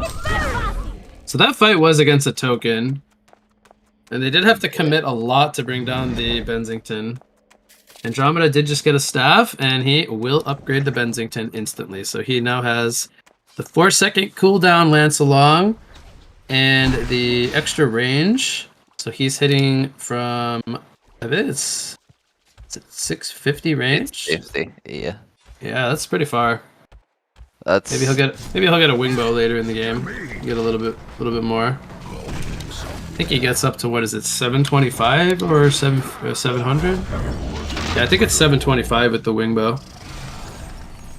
All right, well, they're trying to get some catches here. Andro swapped, I believe. Has it back up in a few seconds due to the staff. You know what's funny? What's funny? Oh wait, he jumped in. DD Bubbles jumping in on the Andro. They're gonna... Oh, he gets Avalanche up in the background. Meanwhile, J-Mancer goes down. Here comes the knife off in Bensington. Tries to find a target. He's going for the Oogie now. Right clicks aren't dealing the most damage just yet. And they are going to bring down the Bubbles with the Tundra. Tundra is caught now. Bensington getting joust, or Lava Surge stunned. But now, Bensington, is he able to hold his ground? He pops the Geobane. He's looking to run away, joust away to safety. The Illusion's almost taking out the Magnus. And Oogie gets a double tap while this is happening. We invested in TP with full HP. Did you see that? Oh no, did he TP out? He was next to Oogie with 200 HP and he TP'd out with Shrunken on. Wait, it was 200 HP? Okay, maybe it was higher a bit. Oh, Maybe okay. it was low. I thought you said he was full HP. No, the Oogie was low. And the Bestie was full HP. Oh, and the Pesty TP'd out with full HP? Yeah, Oh, that's weird. That's I weird. missed that completely. Ah, interesting. So maybe they could have killed the Yugi then, huh? I think the Bestie could solo the Oogie there. That is quite interesting. Oh, as I was saying, with the staff, Benzi has more range than almost any range hero now. You know that? Besides Flint, I think something. Yeah. Going for kill here on the bubbles. He's gonna take cover, shell surf into the trees, and it looks like he'll be fine. He's just gonna PK away and port to base. Carry, moon in. I need. Do you think Oogie needs an ultimate for the Tundra Avalanche? No, Or I don't did- think so. I think he needs to. I think he needs something to help him secure some kills. Maybe like a shape stick. Could be good. I think he has enough defensive tools right now. I think he needs to go on the offense. Oh, they're chasing bot. Oh, Magnus just gets stunned in the face. Thunder blinks forward. Here comes the Nightfall from Bennington. Pops the Shrunken, keeping Oogie in place. Monarch is in range, ready to remove the stuns. Oogie's holding his ground. Nope, it's not gonna matter. Too much damage, and no, Monarch's gonna fall as well. One by one. Double Gang getting a pick off after another one, 3 kills. Going in their favor. And they do not have a buyback on the Oogie right now. There is a buyback on the Monarch, but Magmus will respawn in 10 seconds. Oh, he bought the Shrunken, that's why. Yeah, he just continues to buy defensive items. Oh, he sold it. He has a buyback, actually. It was probably testing the buyback gold. Do you think the Shrunken makes sense here? I think it helps you survive, but as I... Bubbles get swapped, by the way. Instantly killed here. Buyback happens from the Oogie. He wants some blood. Is this a good chase, though? I don't know if it's a good chase. So Oogie buys back mostly to hold the base. Okay, as you said, even if he got Shrunken, I don't think he can catch anyone. Even the Andrew has ulti, and while he ults, she gets magic. 2 seconds, magic immune, yeah. Yeah. Geo can just dig away. Bestie Shrunken can just jump away as well. Vancy can just away as well. Kensington goes for a Brutalizer. I think that's a pretty good pickup this game. Since he's playing against a lot of these hard to catch heroes. I think the Brutalizer will help him a lot. I would have went for Nullfire actually. Any specific reason? Or mostly because of the mana bar. I know it's nerf, but I think against like heroes like Monarch, Magnus, and Emerald that doesn't have a big mana pool, it's good. I kind of like the Brutalizer actually. I think it's good against heroes like the Bubbles and the Oogie as well to stop him from casting spells. I personally like the Brutalizer here. Oh, you also get the 25% chance from being melee, right, as Vance, even though you're 700 units away. Oh yeah, he's considered a melee hero still. So like he'll get the melee wingbow variant. He'll get any like melee property item. Would you finish the Oblivion Hammer? Yeah, on Vance? I guess to me his alternative would be to get rid of this bottle slot and go for a wingbow.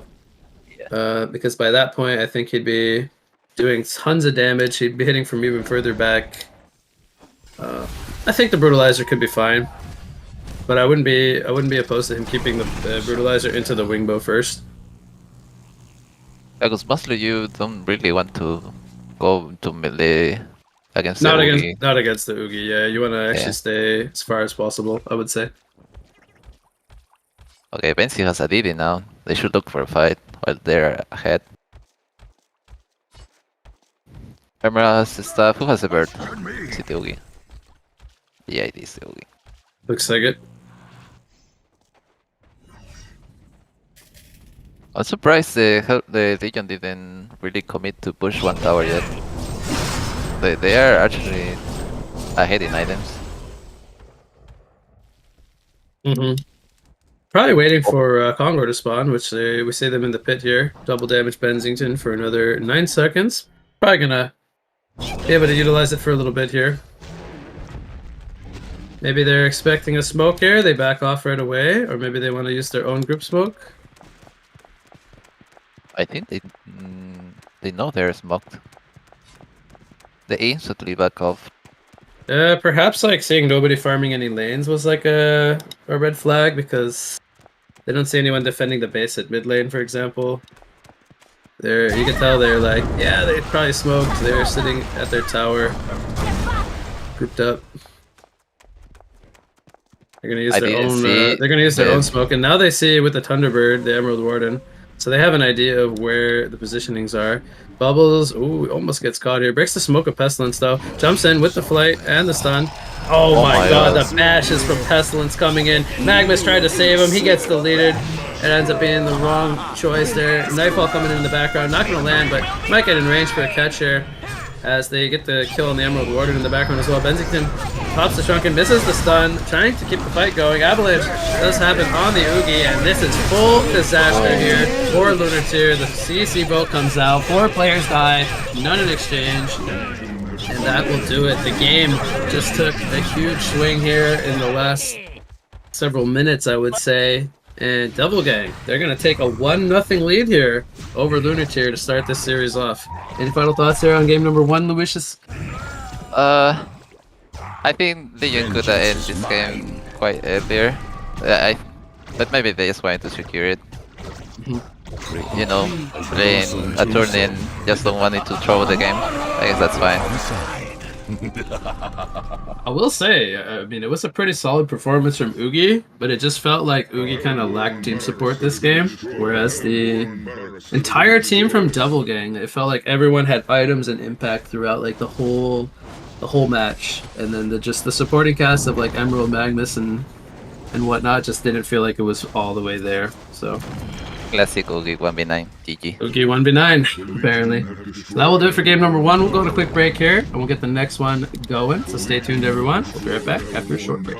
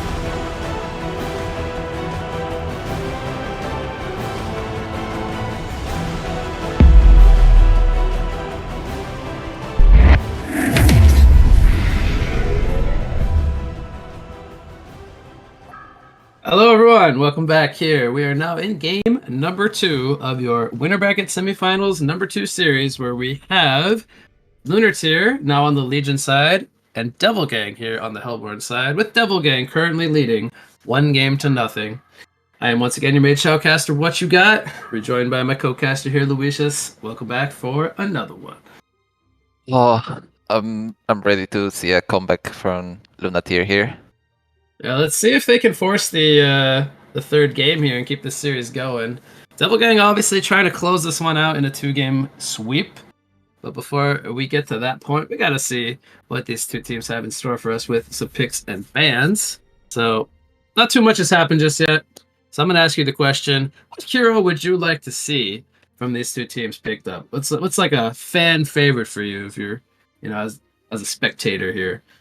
I mean, I have a lot of heroes, right? To see, I like a lot of heroes. Okay. Which one do you want to see the most? But I have to pick Calamity. Okay, so we're sticking with Calamity. I just love Calamity, man. I hate to break it to you, but I have not seen a single Calamity pick this entire tournament. So I will be very surprised if we get to see Calamity. They don't get the power. I'm sticking to my guns here. I'm saying Silhouette. I want to see some Silhouette. We'll see if it gets banned or picked up this game. I'm surprised Legion not banned the Tundra, but they banned the Bubbles as well. Mm-hmm. So yeah, that's 2 heroes played from last game, which means we got some options open that were not available last time around. And I believe the Soul Reaper should be one of them, and he's going to get first picked, actually. So I was noticing that right off the bat, because in my mind, the Bushwhack and the Soul Reaper are probably two of the strongest meta heroes right now. Maybe not in the casual mode SEA scene, but at least in our NAEU scene. Oh, they're actually going to go with a Defiler pick. So that one actually got banned in the second wave last game. We're going to see what the Defiler can offer here in game number 2. Paired with a Behemoth, which also usually gets banned. So they have a lot of teamfight presence here with those 2 picks. But pretty solid teamfight now. But Soul Reaper, they're going to go with a Pearl here. Kind of give some more heal presence to keep the Soul Reaper alive. What else are they looking to pair that with? You think maybe like a Magnus would make sense before it maybe gets banned away? As long as they don't pick a course and have no catch. A Cursed and Armadon? Man, I tell you, Cursed and Armadon would be pretty nasty with the Defiler lineup. But they already have a Behemoth picked up, so I don't think we'll see the Cursed. They already have that position 4 hero. Magnus felt pretty underwhelming last game. Okay. They didn't offer much. They had what, a Geomancer on Devil Gang side? Maybe they'll go for a Geomancer again? Maybe they just picked Geo last game, thinking of the Bubbles. As you said, they like to pair them up. Magnus. They're going to go with Magnus. I think that made sense. They probably would not make it through the next phase since the Behemoth was already picked up as well.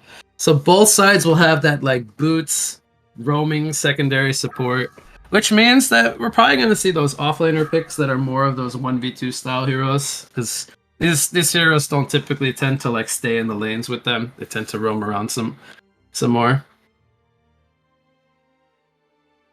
Do you think the Tundra was the actual problem last game for Lunar Tier?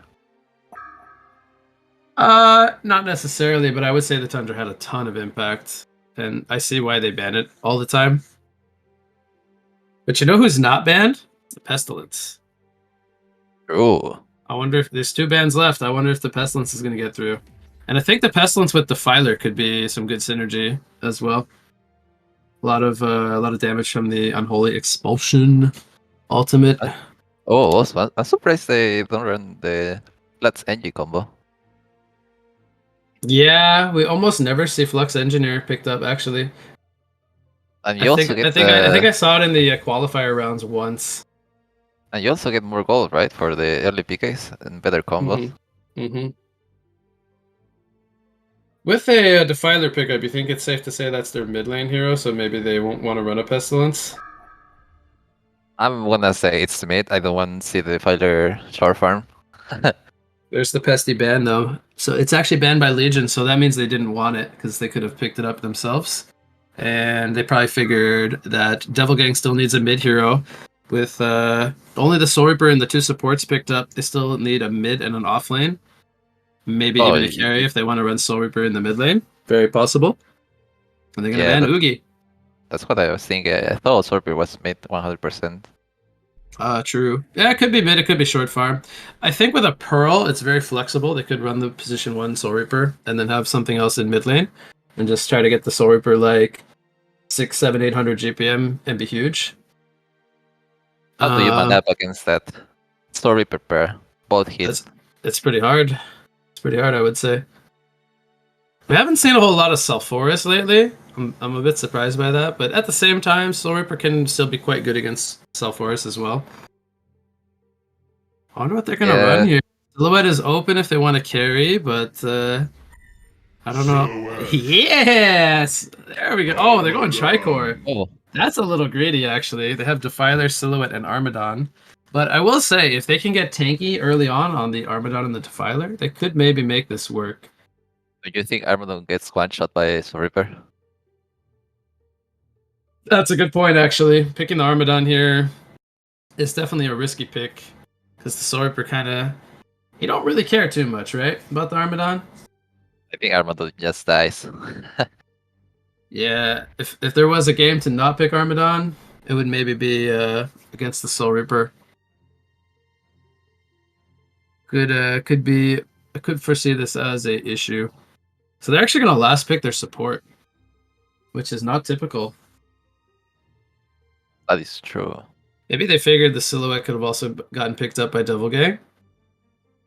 So they wanted to make sure to snag it, but Armadon, I guess, is that questionable pick. Kraken. Alright, we're going to see a Kraken pickup, so that's most likely the mid. And last pick should be the offlane. I'm not really sure what they're going to want to pair with this Magmus roaming. I have no idea, actually. Well, we're going to see soon. The Madman. Okay. Okay, I think Is it's Kraken. Is it Kraken Bot. long lane? Yeah. They might have to run the Kraken long lane now, and then Madman and Soul Reaper can be mid and carry, whichever they want. Perhaps guess the Madman on short lane and the Soul Reaper on mid lane. Or Madman short, Magnus roaming, Soul Reaper mid, Kraken solo. Yeah, it's a little... It's not what I was expecting them to do, honestly, but this does not look that bad overall. Unless they want it, then Last pick's going to be Madman Witch solo. Slayer here. Yeah, they could run... I was thinking they could run Madman offlane with the Magmus just kind of being there to disrupt. Kraken mid and Soul Reaper short farm. Because I still think the Soul Reaper pro lane is very good on short. And the Silhouette will maybe have a hard time killing the Madman if he can avoid the Witch Slayer. But that's a big if, because the Witch Slayer is pretty good at disabling the Madman. I hate witch players. Well, you gotta watch him here. Let's see where they go. Looks like Madman's heading bottom. So, they're gonna maybe run the offlane Madman this game. Soul Reaper short. Yeah, it's their carry player Colic playing the Soul Reaper. 3-lane bot. Huh. Pro. Did she port down here? She ported, she right? did. Yeah, Okay. she did. So they might actually run a Magnus 3 lane to give Silhouette, or sorry, Soul Reaper try to give him a 1v1 against the Armadon, and then force the B to come to the bot lane. Oh, Big started with boots, while Magnus didn't get boots. Yeah, that tells me that they want to stick to a tri lane. But even then, I think the boots wouldn't be too bad on the Magmus, even if they were going to tri lane. I think if you're roaming, you always go for the striders first. That's what I think. Let's Gives you do a a quick lot of sync here. Sorry to interrupt before we get going. I'm at 19, 18, 17, 16, 15, 14, 13, I'm good. 12. You good, Paradise? 10, 9. Okay, we're all synced up. So, yeah, you're saying it's you still think it's pretty good to go for the boots regardless? Yeah. Striders is good, even if you lose or win lane, you're gonna be active around the map. Yeah, we'll see if maybe he makes the stats work out. We'll have guaranteed 2 lava surges this way. A little bit tankier when he stuns in. Maybe go the stats for double stun, because usually you get out of mana, right? Yeah. Yep. You won't have enough. You won't have the 220 mana pool to do 2 stuns. See if they are know. on a ward. They are gonna know it's a tri lane because they're under a ward here. So Bihi is moving down across the map. Doesn't have a TP. They're gonna stay S2 for now. I think this is bad for Legion. Having Arbat against Soul Reaper, you mostly not gonna get to farm for free. The Sorper should do quite well here. He actually got the Withering Presence level 1, which I find pretty interesting. It's just passively doing damage to the Armadon. So a Silhouette, Witchlayer, Behemoth Tri-Lane, it's doesn't have the heal component that the Hellborn Tri-Lane has with the Pearl, once he levels up Soothing Presence, and the Magma Stun. But, you know, they have 2 line stuns. Magma's gonna get caught here. He does surge across the hill to avoid that. How do you feel about silhouettes against grid lanes? Well, I think Silhouette and Madman are both fairly weak tri-lane carries. It's more about the supports, and I think they have better catch on the Legion tri-lane, but they have better sustain on the Hellborn tri-lane. I don't think we'll necessarily see too much kills happen here, because there's not a lot of... there's a lot of poke, but not a lot of like burst. I don't think you wanna fight since level 1 with Silhouette Madman. Yeah. Yes, wanna get levels. Silhouette, I would like to see her get a golden apple at least. So she's, or maybe some more stats as well. Some minor totems perhaps. Goes for the early Iron Shield. There's a stacked hard camp here off to the side. The Soul Reaper does end up going for the 2-1-1 skill build, so just had the early level 1 point in Withering Presence. Doing a lot of pressure to the Armadon. It's 9-4 Soul Reaper against 7-1 Armadon, so still pretty reasonably even. Fighting over the pole camp bottom. Not contesting the best, they're just kind of poking for the last hits with the stuns. Do you think it was good for Soul Reaper to go W first? To be honest with you, I'm not too sure. It's not something I usually do myself or see, but I could see it being okay to just like sit in the lane and constantly do damage. He's trying to like box him out. Bot lane, we have miniaturization coming out on the Magnus. He's gonna stun in on the Silhouette. They're going for a counter kill here. Silhouette taking a barrel roll. A lot of damage coming in. Will this be the Bloodlust kill? Silhouette is gonna go down, and it will be Pearl getting the Bloodlust. And now Witchlayer trying to go for a counter kill here. Double stun happens. Good fissure stun. Madman surviving a very low life as Magnus comes in with a second line stun. And now Witchlayer might get cleaned up here, but Magnus goes down first. Witchlayer goes down second. It's a 2-for-2. Bihi versus Madman, the 2 survivors of the tri-lane. And that will conclude the fight. So I guess that favors the side of Double Gang, Madman surviving. Yeah, and he also got the kill while Silhouette just died. She didn't get anything back. He is 101, 390 GPM. Silhouette still on 280.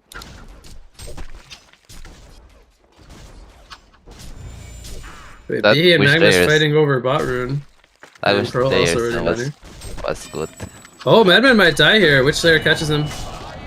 Nice. Silhouette cleans it up. Witchlayer gets the kill. So both the Pearl and the Magnus were off protecting bot rune. That's one thing that when you are training, if you are not together, you should be careful for the enemies to go on you. Yeah. So perhaps Madman just sticking around a little too close. Defiler, by the way, popped her ultimate in mid lane. Not sure if they were expecting to get a kill on the Kraken here, or if he just wants to pressure the tower. I think she expected Vihi to stun the Kraken. But even if the Vihi was the Kraken, he can double your way, right? I believe he can charge through the fissure wall, yeah. And now when the ghosts are down, which are just going to be in a couple seconds here, they're going to maybe try to go for a kill here. Magnus and Pearl are in the area. It's kind of interesting because they are leaving the Madman alone now. But I don't think they necessarily should abandon the bot lane. They're doing quite well with Madman being 400 GPM. Yeah, this is something that I see I mean, a lot of times happen. Like when you're winning your lane, and then your teammates just leave the lane for some reason. Yeah, Armadon Instead- getting dove here. There's a demonic execution on cooldown, but it's Oh. not going to matter because level 4 judgment, 2 of those coming out, going to be enough damage. So Armadon falls. Yeah, that's a pretty tough lane for Armadon. Yeah, he's Yes. about 230 gold per minute lower than the Sorper now with that death. Yes, less than half the CS on Soul Reaper. Also, Soul Reaper has like 3 waves tonight. That's all. 12 denies is a lot, yeah. Kraken throws out a slow mid lane, trying to line up a charge, it looks like. Trying to. Release the Kraken. Here comes the release the Kraken into the Lava Surge and the charge. Filer actually surviving. Good 2-man stun from the Witch Slayer. Not going to be in time though. And Rage comes out stomping the Magnus, but now Bihi is in trouble. Meanwhile, in the background, Pro removes the miniaturize off of the Madman. This is a double damage Madman. One more auto attack. Oh, he gets stunned. 2-man graveyard stun. Madman getting right clicked by the Silhouette. Silhouette turning onto the Pearl. One more auto attack takes him out. And they decide to just clean up the support. Meanwhile, I believe Bihi did die in the mid lane, right? That was Kraken and Magnus chasing for He that died to kill. Kraken. Yep. I'm surprised So- the Silhouette didn't W into the Madman there to stun him. Yeah, it looked like he wanted to keep the tree out. Also skip the Shadow for now. He's level 7. Wait. Did he pick up his stacks? Sorry? Oh, no, never mind. Sorry. Yeah, he skipped going for his ultimate right now. I think he will get it soon though, maybe level 8 or so. Defiler having a rough game. He has 43 last hits. He's 375 gold per minute. So he's got 3 less last hits than the Kraken. It's pretty even in terms of last hits, but 0-1-0. And the Kraken 1-0-1. Getting a little bit bonus goal from the kill involvement. Yeah, right now Defiler feels like if she goes to lane, she's gonna die because of the ganks. Tyler is going for Madman here. Tree Grapple stuns him up. Madman might be a little too slippery though. Which they're going to try to catch him. There's a Graveyard Stun hitting. Orcs are coming in. Magnus is here with Kraken and Pearl. They are going to get the kill on the Madman, but it's going to come at the cost of Silhouette, as she didn't have a Shadow to swap to. And now Defiler, Witch Slayer, Silver Bullet comes out, takes out the Pearl, and the Ghost still up for 8 seconds. Will do some good damage. They're going to try to pressure this tower. Defiler's going to heal to full in a few seconds here. And Are you surprised the Defiler skipped W? No. I mean, he could get at one point, maybe by now, but I do feel like it's kind of mana intensive. I would say going like 4-1-3-1 would be okay. Just having a point to cancel like Eruption or Madman using stock for a few seconds, but it's okay with me that he skips it. I'm surprised she picked up the Striders though on Defiler. That is a bit odd. Maybe he's gonna go into a post haste, but it doesn't feel like a very good item on a hero that you want to be. You wanna be like frontline, tankier right? on. Yeah, you want to be a little bit more tanky on the Defiler, so I don't think you really want to get an early post haste on this hero. They push up top. Kraken's having a good Bot lane, they're position, diving the but Madman. That's going to be enough kill. Just the lockdown from Witch Slayer is going to be enough. They take out the tower as well, and that Silhouette completes her outbones. that's See if the she wants to TP to base here, maybe, and come back. That's the third time Madman gets caught in the same place. Mm-hmm. I wonder if they gave up and they went to help Soul Reaper instead. Sorry's still having a pretty good game. It's 490 GPM. Kraken clearing stacks. I think he bought PK, right? It's got pretty high GPM. It's got the PK now, under 10 minutes. Sells the level 1 release the Kraken. Top lane Eruption comes out. A lot of damage on the Armadon, but they're not able to bring him down as the 2 ultimates were used. He tanked a lot. Sorper now most likely going to fall here. Magnus is going to go in, sacrifices himself, gets a kill on the Armadon. But 3 TPs were used. And it comes at a 2-for-1 cost. It's going to give some space over to both the Kraken and the Madman to potentially keep farming. But Kraken smoked up here, finds a DD. He's gonna go in with a slow here. Doesn't hit the stun. Silhouette doesn't have mana. He does actually. Decides not to tree grapple. And he's gonna fall. Oh, maybe he's stunned that way so she doesn't tree grapple up. Perhaps, yeah. Perhaps. Armand TP bot. I guess Madman Madman goes is for getting... a B-start? Is that a Dreamcatcher? Could be a helm. Or could be a Helm. Maybe he wants to go for a Basher. Like a Oblivion Hammer at some point. They want to dive the Armadon again. Poor guy. Yeah, Magnus puts the ward down so they can now see that Armadon is alone. No, And this leave it should be a alone. good- They don't have Demonic Expecting no Execution time. though. It's not gonna matter. The TP support was very late as well. Maybe they were unsure about porting here. Sorper picked up Sword of the High, but he's going for Mach. What do you think of the Mach pickup? I see a lot of people going for Grimoire, but I think right now going Mog is kinda good since the Madman is not really going, let's say, cleaver. So this will do like more damage Right overall, like he'll be able to right click a bit better too. Yeah. I think if the Madman went cleaver, I think Grimoire is better because he just spam Q. Yeah, I'm personally not a big fan of Mach Sorper, mostly because you don't tank up at all, and like he has the Ghost Marchers as well, which I think are okay, but the post haste is very strong right now as well on the Sorper. So like I tend to like more of the Gnomes post haste build, and like the Grimoire, like you were saying, versus or the Dawnbringer versus the Mach, but I suppose since Madman's not going to right click build, they're gonna do this. A couple of kills happened by the way. As Pearl died mid lane, and now they also counter killed the Behe. They didn't have to burn too much for that kill. Pearl just died and she's up. Okay, perfect. Yeah, the respawn timers feel very low. They're diving behind the tier 1 tower here. Kraken gonna line up a charge. They're gonna take out the Defiler right away. The ultimate was not able to be used, and now they're gonna kill the Witch there as well. Buyback happens here from the Defiler. There's a Light Brand picked up, and Pearl pops the Preservation. She's gonna get stuck here in the bubble. Pushes a couple people away, but she's going to end up falling anyway. And this was a buyback though from the Defiler. I don't know, was it a worth buyback here coming out from Legion, or like a desperation buyback as they're kind of falling behind? I think if they get mid tower, it's fine. Good sidestep here from the Silhouette. Dodges the Kraken PK charge. Release the Kraken coming out though, and it's not going to matter. A 796 HP Silhouette just dies in 1 second to a Release the Kraken splash combo. I guess Defiler is going for Grimoire. Do you think Grimoire is good on Defiler? Not really. I don't think you really benefit too much from this build. I don't really think you go intelligent items on Defiler actually.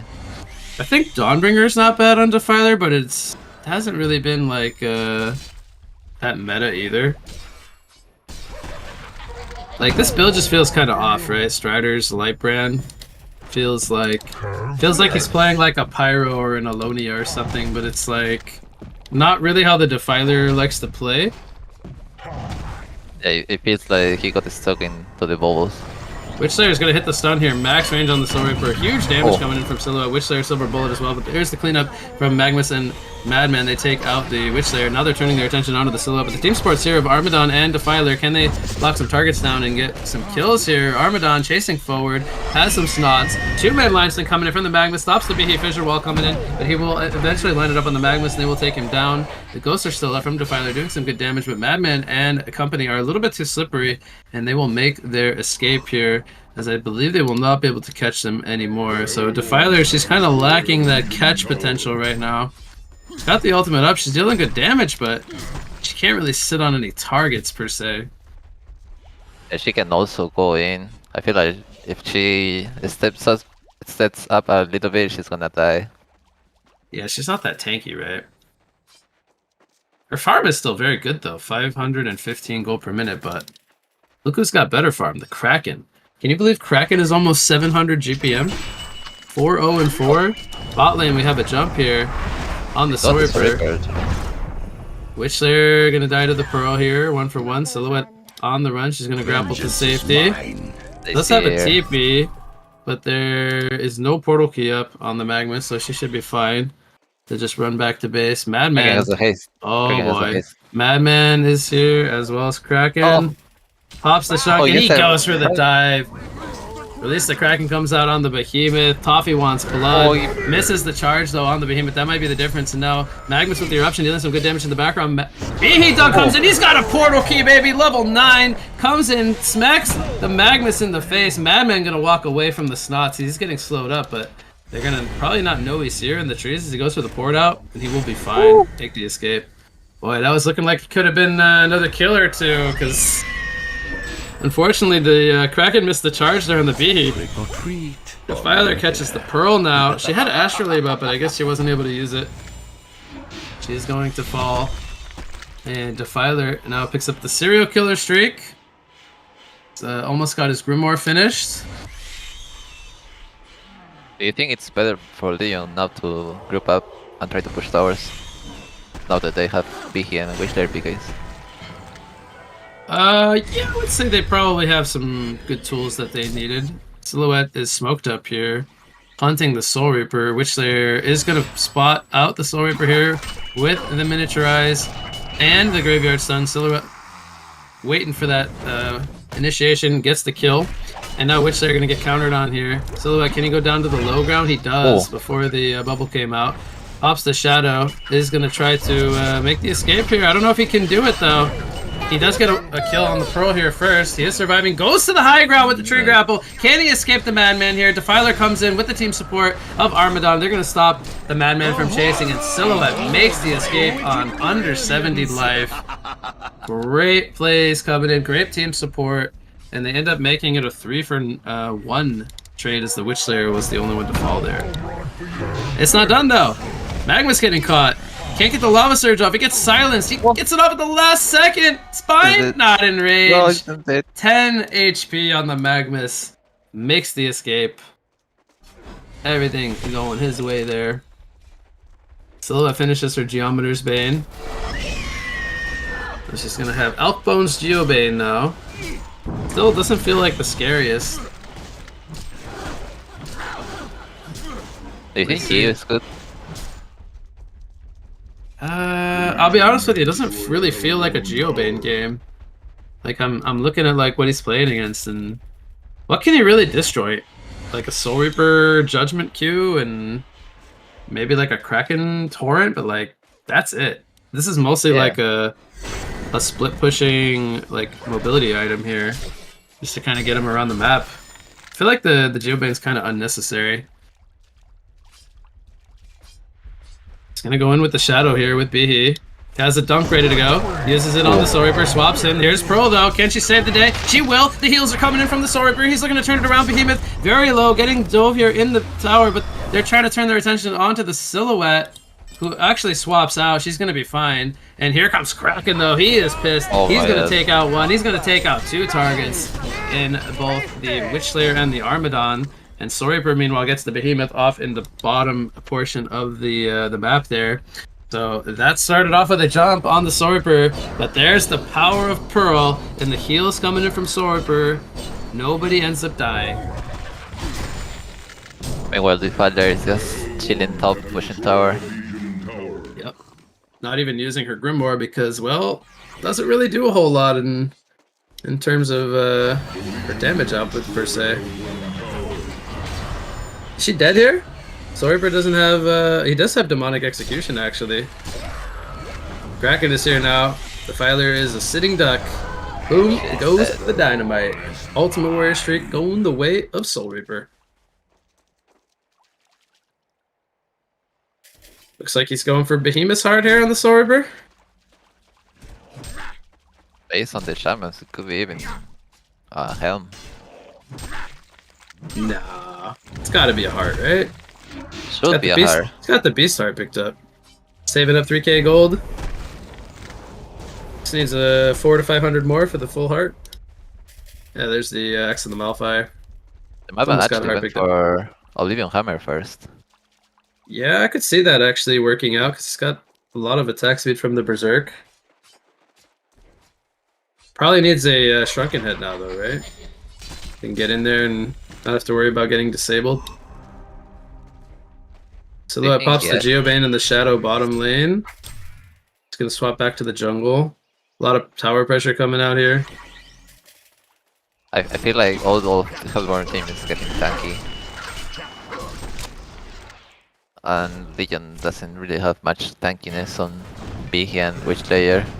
Even Silhouette.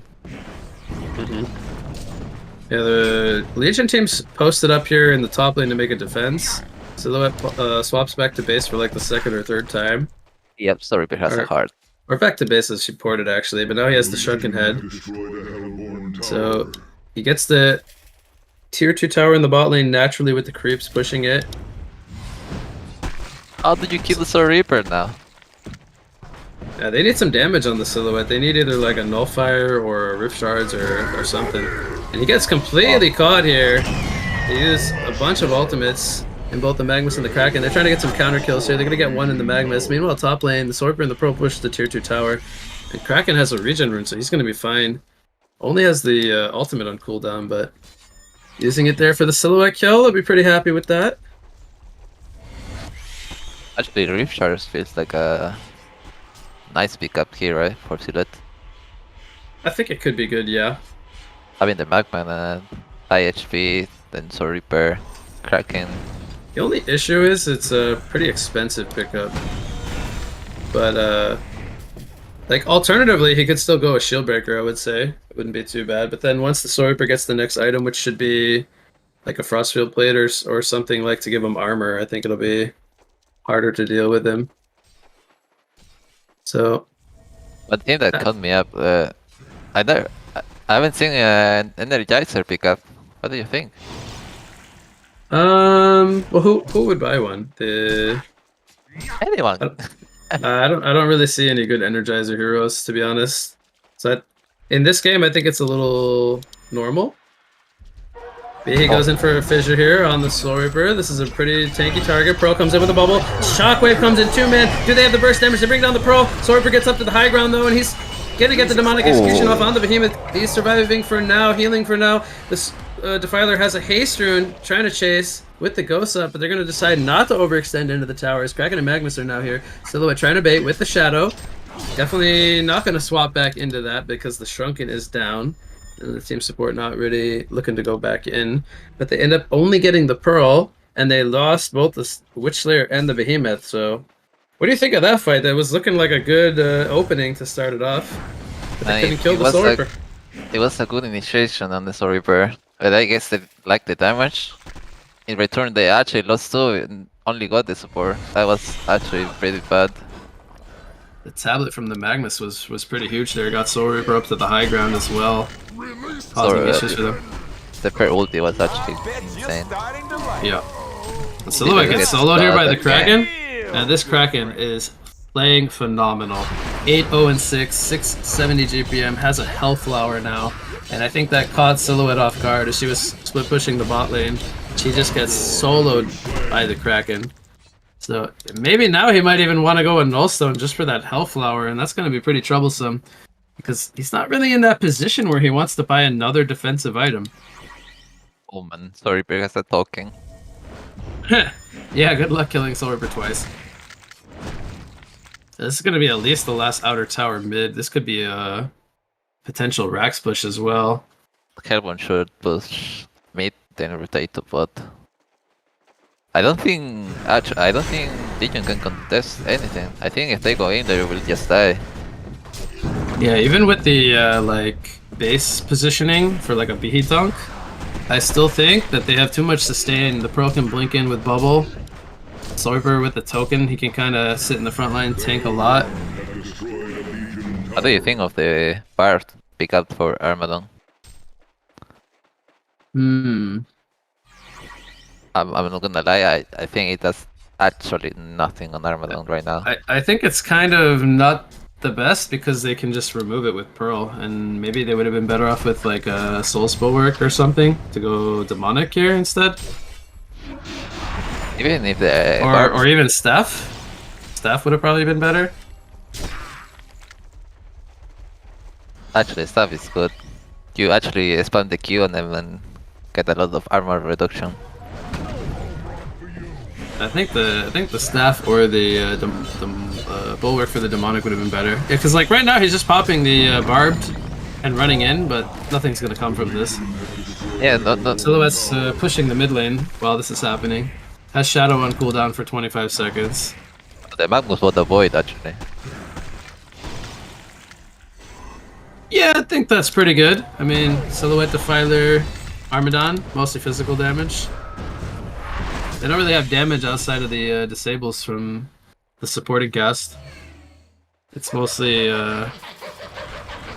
like physical damage coming out from the Defiler and the Silhouette. With this build from Soul Reaper, do you think it's good to have a buck? Or do you still prefer the Grimoire? This build, I think, what he has makes sense because he can just sit in the front and they can't go near him because of the Withering Presence and the Mock damage. So it makes sense that he has a Heart, and now he's building into either Demonic or Frostfield. And they almost broke the tower here, so once this tower is down, I think we could see an engagement happening. Yeah, they should just man up and get the tower. They've almost burned the token. They're trying not to kill him actually because there's 6 seconds left on the token. And you can see how Double Gang's playing this really safe. They have a 10,000 gold lead, 12,000 experience lead, but they don't want to make a throw happen. Since the token was going to expire. Soul Reaper will, I think, work toward finishing his item. Oh, we're gonna see a fight. Alright, we have Release the Kraken locking down Silhouette. She gets killed, she couldn't get the shrunken head off. That's a bad start for Newerth here. As now Behemoth has a dunk, but he can't really get a good opening. And this is just a better fight coming in from Double Gang. They're too strong at this point. They're diving now. Buybacks are happening from both Behemoth and Armadon. Or not Armadon, the Defiler. Doesn't have Ghost though for 60 seconds. Silhouette just isn't having a good last like 10 minutes of this game. She's just been getting caught non-stop. And that is one of the problems with like not having a defensive support is that if the Silhouette gets caught, she just dies. Yeah. Like she's not able to get Shrunken Head off, she's not able to use Shadow. And basically once she's caught, she's dead. Behemoth gonna get caught here as well. Yeah, this is just very, very good play coming out from Double Gang. They're riding a lot of momentum here from game number 1 into this one. And this is going to be the first max kill of the game. Armadon feels good when you're ahead, and when you're behind, you're Feels just useless. Yeah, he's just like a walking blob. And he can't really do a whole lot because the Soul Reaper just kind of shuts him down as well. So they have to finish Frostfield played on Soul Reaper. The Shrunken Head was picked up on Madman before this last fight took place. Well, it's going to be pretty hard to come back from a 20k golden experience deficit. Kraken just Somebody bought a resto. Was it Kraken? Yeah. It was Kraken. Oh. Oh boy. Yeah, Toffee's had a really good game here. I mean, I don't want to take anything away from the Soul Reaper and the supporting cast, but Kraken's been having a phenomenal game. Hasn't died once. It's been picking off the Silhouette all games. Flawless play coming out here. Oh, he's going for a Silhouette game. Oh no. Silhouette, she has her Shadow out. She could swap back to base, but he might get greedy here for another wave. Kraken is in this, so he will not know that this is coming.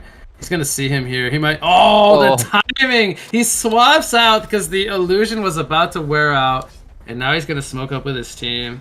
A missed opportunity there, but can't really fault him per se. It's just timing. Oh man, how did they do this? He's gonna get spotted here. Goes for a dunk on the Pearl. Doesn't really do a whole lot of damage. Bubble comes out in the background. Madman pops the Shrunken, is manning up on the Defiler. Defiler is going to survive, but she ends up falling. 1 for 1 so far. And now Behemoth is going to fall. Silhouette did get her Shrunken off this time. Doesn't have a Shadow, though, for assisted damage. Kraken is now here with the Shrunken. Silhouette is going to fall. It's a Hatcher coming out for Colic on the Soul Reaper. Release the Kraken coming out in the background. Bloodbath continuing for Toffee. Another release the Kraken coming out. Going for the last KO here on the Armadon. The GGs are called. And Devil Gang takes the series 2 games to nothing here. As they end up having a full wipe here to conclude this one. So final thoughts here. Game number 2 and the series here. Devil Gang moving on. Man, the Kraken play. I think Kraken was playing smooth this game. He was always behind the silhouette. So Kraken gets your MVP here for game 2. I think Kraken was making all the plays, while Soul Reaper was just like this big ball of meat standing in front of them. Yeah, unfortunately the Silhouette wasn't able to have the best game here. But I feel bad very for the well. Armadon though. You feel bad for the Armadon? I don't feel bad. He's Armadon, man. Armadons don't get no sympathy. Nah, but that was very well played here from Devil Gang. Obviously, they deserve to take that series and move on. And that will mean that we're actually done with coverage for today. We were just planning to cover these 2 best-of-3 series. So that will do it here from myself. Any final words or shoutouts or anything you want to say before we turn it over to Paradise for some closing words for the day? Those were good games. I saw good gameplay from mostly. I mean, I don't wanna discredit Legion. I think Hellborn played pretty good the series, and I hope to see. I don't wanna say my best hero, but I would love to see Calamity being picked in the next series. Hopefully someday we'll see some Calamity. GG. All right, man. I appreciate you joining me for a co-cast. It was fun. That's going to do it from me. Take it away, Paradise, for some closing words. All right, well, that was what you got, aka Chris and Lucius, and also Vulka today. Thank you, gentlemen, for the incredible cast, and thank you all for tuning in today and watching the winner bracket semifinals of the SEA tournament on day number 4. And tune in next week, which is going to be, I believe it is November 30th and December 1st, 3 p.m. GMT, to watch the winner bracket finals and the loser bracket finals alongside the grand final that's going to be on December 1st, 3 p.m. GMT. We're going to see the winner of this tournament, and it's going to be a best of 7. So that's the first time. We've never covered a best of 7 series before, so it's going to be very interesting to watch. And aside from that, there's going to be a long break now, and tomorrow, hopefully, I will be announcing the new tournament, which is going to be a Pro 6 tournament, or a Pro tournament, and it's going to have a $2,000 prize pool. That one is going to be taking place on December 14th and 15th, and it's going to be announced again tomorrow, and the registry will most likely be opened as well alongside the announcement. So stay tuned for that, and most likely going to be the last tournament of this year till we get into 2025, and then we're going to make a new announcement about what's going to be happening in that year and all that shenanigan. For now, this will be the last tournament of the year, so don't miss out on it. Again, thank you all for watching. Tune in the next week for the rest of the SEA tournament, and we will see you then. Good night, everybody.